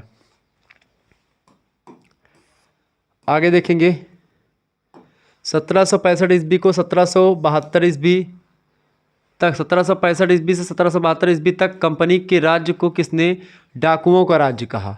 1765 से 1772 ईस्वी का जो कंपनी का राज्य था भारत में, उसको के.एम. पाणिकक्कर जो थे इतिहासकार, इन्होंने कहा कि ये डाकुओं का राज था, लूट रहे थे यहाँ पर भारत में रह करके। ठीक है, ये डाकुओं का राज्य था। आगे बढ़ते हैं। अगला क्वेश्चन आपकी स्क्रीन पर आ चुका है, फटाफट से आप देखने का प्रयास करेंगे। वीडियो को शेयर कर दीजिएगा, ऐसे इन्फॉर्मेटिव वीडियो में लगातार लाता रहता हूँ। वह प्रथम व्यक्ति कौन था जिसने महात्मा गांधी को राष्ट्रपिता संबोधित किया था? फटाफट से आप बताने का प्रयास करेंगे। वह कौन सा व्यक्ति था? बताएं भाई, वह कौन सा व्यक्ति था जिसने महात्मा गांधी को एक प्रकार से क्या नियुक्त, मतलब कि क्या बोला था भाई? वह कौन सा व्यक्ति था पहला जिसने महात्मा गांधी को राष्ट्रपिता जो था पहली बार कहा था? सुभाष चंद्र बोस जी ने राष्ट्रपिता कह संबोधित किया था महात्मा गांधी जी को। ऑप्शन नंबर गा करेक्ट आंसर होगा इसका। नेक्स्ट क्वेश्चन आ चुका है, सुखदेव, भगत सिंह और राजगुरु को फांसी कब दी गई थी? सुखदेव, राजगुरु और भगत सिंह को फांसी 1931 में दी गई थी का ऑप्शन करेक्ट आंसर होगा। सॉरी, थोड़ी सी तबीयत मेरी ख़राब है, फिर भी मैंने बहुत एनर्जी लगाई आज की वीडियो के माध्यम से, ठीक है। थोड़ा जल ग्रहण कर लूँ ताकि थोड़ा एनर्जी आ जाए। थोड़ी से क्वेश्चन और बचे हुए हैं।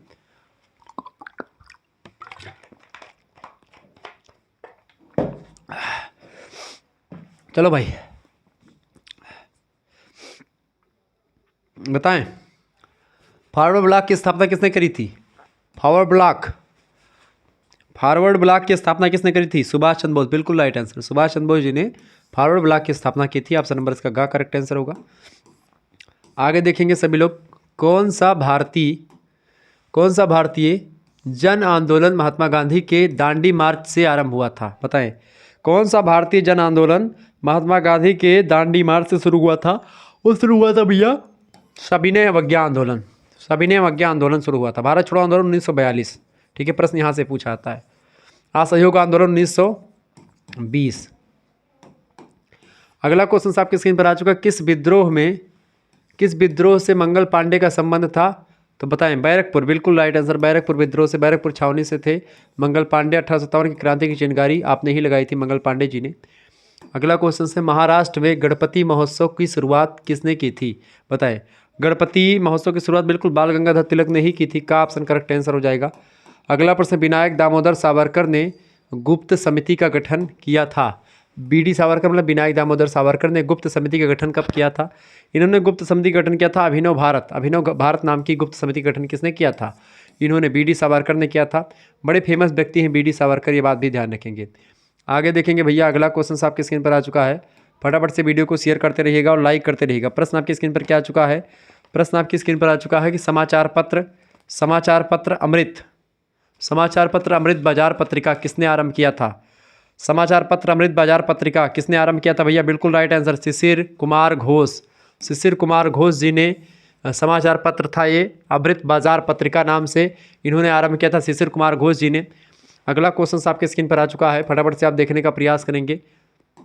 प्रश्न है, तिलक के द्वारा कौन सा मराठी समाचार पत्र निकाला गया था? तिलक के द्वारा कौन सा मराठी समाचार पत्र निकाला गया था? केसरी, ठीक है, केसरी समाचार पत्र मराठी भाषा में था, निकाला गया था बाल गंगाधर तिलक के द्वारा का ऑप्शन करेक्ट आंसर होगा। अच्छा, कांग्रेस के गरम दल के नेताओं में कौन कौन शामिल थे? लाला लाजपत राय, बाल गंगाधर तिलक और बिपिन चंद्र पाल, 3 व्यक्ति कांग्रेस के गरम दल के नेताओं में थे। गरम दल और नरम दल एक प्रकार से कब बटा? 1905 ईस्वी के आसपास बटा था, ठीक है। 1916 में जाकर के सब इकट्ठा हो गए थे। अगला प्रश्न, सूर्यास्त कानून किसने संबंधित किया, मतलब किससे संबंधित है? सूर्यास्त कानून अस्थाई बंदोबस्त से रिलेटेड है, अस्थाई बंदोबस्त से। ऑप्शन नंबर इसका गा करेक्ट आंसर हो जाएगा। अगला प्रश्न आपकी स्क्रीन पर आ चुका है, 1757 ईस्वी में कौन सा युद्ध हुआ था? 1757 ईस्वी में कौन सा युद्ध हुआ था? 1757 में भैया कौन सा युद्ध होता? प्लासी का युद्ध होता। 1757 में कौन सा युद्ध हुआ था? प्लासी का युद्ध। और 1700 एक प्रकार से 61 में कौन सा युद्ध हुआ था? 1761 या एक प्रकार से इसके बाद में बक्सर का युद्ध हुआ था, ठीक है, ध्यान रखेंगे। अगला क्वेश्चन आपकी स्क्रीन पर आ चुका है, प्लासी के युद्ध में सिराजुद्दौला के विरुद्ध कौन अंग्रेजों से मिला था? बताएं, तो फटाफट से बताएंगे। प्लासी के युद्ध में सिराजुद्दौला के विरुद्ध कौन अंग्रेजों से मिला था? तो मीर जाफर मिला था। ऑप्शन नंबर इसका का करेक्ट आंसर हो जाएगा। नेक्स्ट क्वेश्चन आप देखेंगे, अगला क्वेश्चन है, भारत में आने वाले पहले यूरोपीय कौन थे? भारत में आने वाले पहले यूरोपीय कौन थे? पुर्तगाली लोग थे। 1498 ईस्वी में सर्वप्रथम कालीकट नाम के स्थान पर, ठीक है, जहाँ पर जमोरी नाम का राजा शासन कर रहा था, वहाँ पर एक प्रकार से 1498 ईस्वी में वास्को डी गामा आता है, जिसको भारत का खोजकर्ता भी या भारत आने का जलीय मार्ग की खोज इसने करी थी, ठीक है। आगे देखेंगे, अगला क्वेश्चन आपकी स्क्रीन पर आ चुका है, निम्नलिखित में से किसने जो है डॉक्ट्रिन ऑफ लैप्स यानी हड़प की नीति जिसको कहते हैं, ठीक है, को लागू किया था? हड़प की नीति लॉर्ड डलहौजी, बिल्कुल राइट आंसर आपका क्या हो जाएगा? लॉर्ड डलहौजी, इसका घा ऑप्शन करेक्ट आंसर हो जाएगा। हड़प की नीति किसने अपनाई थी? लॉर्ड डलहौजी। इसको आप जो है डॉक्ट्रिन ऑफ लैप्स बोलते हैं, ठीक है, अंग्रेजी में। अगला क्वेश्चन आप देखेंगे, ईस्ट इंडिया कंपनी की स्थापना के समय भारत का शासक कौन था? ईस्ट इंडिया कंपनी के समय भारत का शासक जो था वो कौन था भैया? अकबर था, ठीक है। जब ईस्ट इंडिया कंपनी लंदन में उसकी स्थापना हुई तो अकबर शासन था, लेकिन जब यहाँ पर आती तो जहांगीर हो जाता है, ठीक है, जब कोठी स्थापित करता 1613 में तब। आगे देखेंगे अगला क्वेश्चन आपकी स्क्रीन पर आ चुका है, फटाफट से आप देखने का प्रयास करेंगे। वीडियो को शेयर कर दीजिएगा और लाइक कर दीजिएगा। ऐसे ही इन्फॉर्मेटिव वीडियो लगातार मैं आपके लिए लाता रहता हूँ, ठीक है। तो वीडियो को शेयर करते रहिएगा। प्रश्न आपकी स्क्रीन पर आ चुका है भैया, बस 2 मिनट की वीडियो और बची हुई है, आप लोग जुड़े रहिए हमारे साथ। प्रश्न आपकी स्क्रीन पर क्या आ चुका है, सभी दोस्तों से निवेदन है कि वीडियो को शेयर कर दीजिएगा, लाइक कर दीजिएगा। ऐसी ही इन्फॉर्मेटिव वीडियो लगातार आपके लिए मैं लाता रहता हूँ। फटाफट से आप लोग जो है ज्वाइन कर लीजिएगा। देखिए, निम्नलिखित यूरोपीय व्यापारिक कंपनियों में से किसने सूरत में सर्वप्रथम अपना कारखाना स्थापित किया था? बताएं, सूरत में सबसे पहला कारखाना जो है किसने स्थापित किया था?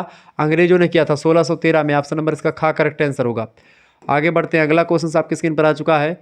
वर्ष 1613 ईस्वी में अंग्रेजी ईस्ट इंडिया कंपनी को कहाँ एक कारखाना स्थापित करने की अनुमति मिल जाती है? तो सूरत में एक अंग्रेजी कारखाना मतलब कि एक जो है कारखाना स्थापित करने की अनुमति मिल जाती है सूरत में। अगला क्वेश्चन आपकी स्क्रीन पर आ चुका है। ब्रिटिश ईस्ट इंडिया कंपनी ने बम्बई जो है किससे लिया था? ईस्ट इंडिया कंपनी ने बम्बई किससे लिया था? पुर्तगालियों से बम्बई ले लिया था, पुर्तगालियों से। ऑप्शन नंबर इसका घा करेक्ट आंसर होगा। पहले अंग्रेजों ने यहाँ से सबको भगाया, सभी जितने प्रतिद्वंदी थे अपने उन प्रतिद्वंदियों को भगाया। फिर उसके बाद में अंग्रेजों ने एक प्रकार से पूरे के पूरे इकोसिस्टम मतलब कि पूरे के पूरे इकोनॉमी पर पूरा अधिकार कर लिया था खुद इन लोगों ने। ईस्ट इंडिया कंपनी ने किस अंग्रेज गवर्नर को औरंगजेब के द्वारा भारत से निष्कासित किया गया? बताएं, फटाफट से आप बताएंगे।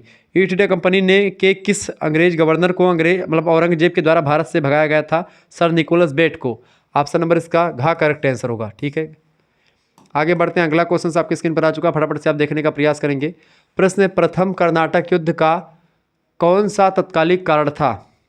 प्रथम कर्नाटक युद्ध का तत्कालिक कारण क्या था? ऑस्ट्रिया की गद्दी को लेकर के जो जंग हो रही थी, यही एक प्रकार से प्रथम कर्नाटक वार का युद्ध। चूँकि प्रथम कर्नाटक ऑस्ट्रिया और एक प्रकार से जो मतलब इंग्लैंड और फ्रांस बेसिकली ये यूरोप में भी लड़ रहे थे, और चूंकि इन दोनों कंपनियां भारत में भी आई थी, तो जब वहाँ पर युद्ध होगा तो यहाँ पर आपस में भी ये लोग लड़ रहे थे, ठीक है। तो ये राजगद्दी की जंग हो रही थी, वही कारण बना इसका। अगला प्रश्न, कर्नाटक युद्ध किन किन के बीच में लड़ा गया था? कर्नाटक युद्ध जो है भैया किसके बीच में लड़ा गया था? कर्नाटक युद्ध जो अंग्रेजों और फ्रांसीसियों के बीच में लड़ा गया था। अंग्रेज कंपनी के बीच में, फ्रांसीसी कंपनी के बीच में लड़ा गया था। का ऑप्शन करेक्ट आंसर हो जाएगा। अगला क्वेश्चन आपकी स्क्रीन पर आ चुका है। कौन सा प्रथम यूरोपियन शक्ति था जिसने भू क्षेत्र अर्जित करने के उद्देश्य से भारतीय राजाओं से झगड़ों में भाग लेने की नीति आरंभ करी थी? तो यही एक प्रकार से जो लॉर्ड क्राइव था, यही था। ऑप्शन नंबर इसका का करेक्ट आंसर होगा। नेक्स्ट क्वेश्चन आपकी स्क्रीन पर आ चुका है। भारत में फ्रांसीसियों ने अपने सबसे पहला कारखाना कहाँ लगाया था? फ्रांसीसियों ने अपना सबसे पहला कारखाना सूरत में ही लगाया था। ऑप्शन नंबर इसका का करेक्ट आंसर होगा। सूरत में, जो कि इंग्लैंड लोग के भी लोग थे, ठीक है, पहले से। अगला क्वेश्चन से, फ्रांसीसी ईस्ट इंडिया कंपनी स्थापित हुई थी। फ्रांसीसी ईस्ट इंडिया कंपनी जो है लुई 14वें के शासनकाल में एक प्रकार से स्थापित हुई थी। ऑप्शन नंबर इसका का करेक्ट आंसर हो जाएगा। तो जिन छात्र छात्राओं ने एक प्रकार से अभी तक एक प्रकार से हमारे साथ जुड़े रहे, उनका सभी का बहुत बहुत धन्यवाद। और जो नए छात्र छात्रा हैं, उनको नहीं पता कि इसका PDF कैसे प्राप्त करना है, कोर्स कैसे ज्वाइन करना है, मात्र 100 रुपीज़ में, तो उसके लिए SMS करें 91 61 93 60 62 पर, ठीक है। और जुड़ जाइएगा सभी लोग। एक प्रकार से मैंने कई बार बताया है, लेकिन फिर से बता दूं ताकि आप लोगों को जानकारी हो जाए। नाम, अपना यूनिवर्सिटी का नाम और आपके सब्जेक्ट क्या क्या, अपने सब्जेक्ट के नेम लिख करके भेज दीजिएगा, ठीक है। ठीक है, और कहाँ पर भेजेंगे? इसी नंबर पर भेजेंगे। आपके पास एक स्कैनर सेंड किया जाएगा, उसी पर आपको मात्र 100 रुपीज़ सेंड कर देने होंगे। अगर आप नहीं चलाते तो आप किसी दूसरे से भी पैसा सेंड करवा सकते हो, ठीक है।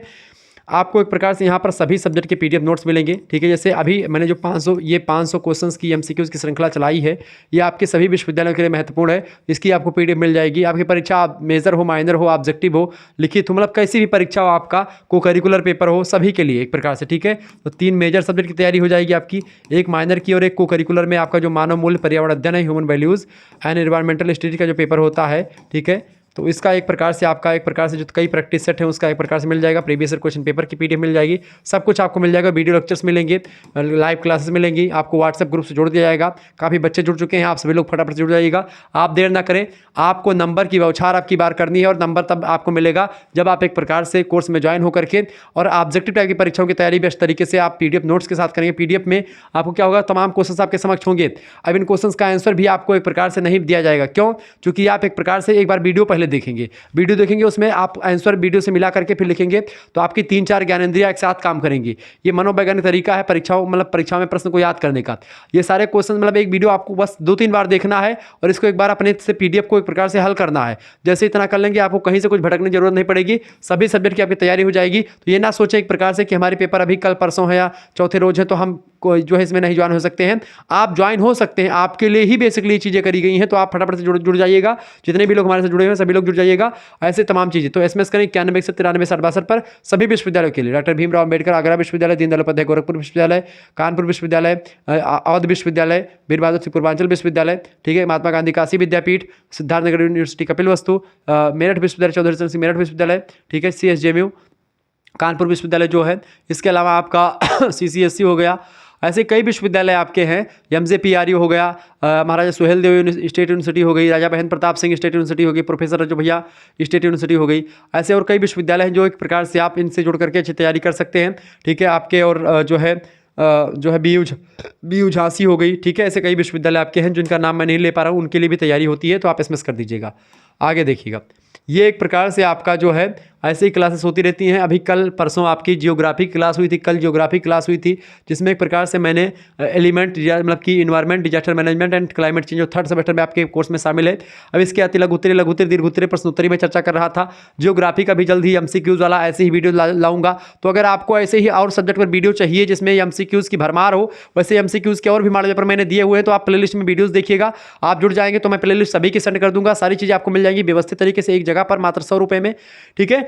सभी सब्जेक्ट की तैयारी हो जाएगी, इससे बाहर कुछ नहीं आने वाला। तो अति लघुत्तरीय, लघुत्तरीय, दीर्घोत्तरीय की ये महासंग्राम वीडियो, ऐसे ही ऑब्जेक्टिव की महासंग्राम वीडियो आ रही है। तो आप सभी लोग जुड़ जाइए हमारे साथ। मिलते हैं फिर नेक्स्ट वीडियो में, तब तक के लिए जय हिंद, जय भारत। आप सभी का बहुत धन्यवाद, बहुत बहुत धन्यवाद। मिलते हैं नेक्स्ट वीडियो में, क्योंकि बहुत ज़्यादा थक चुका हूँ मैं।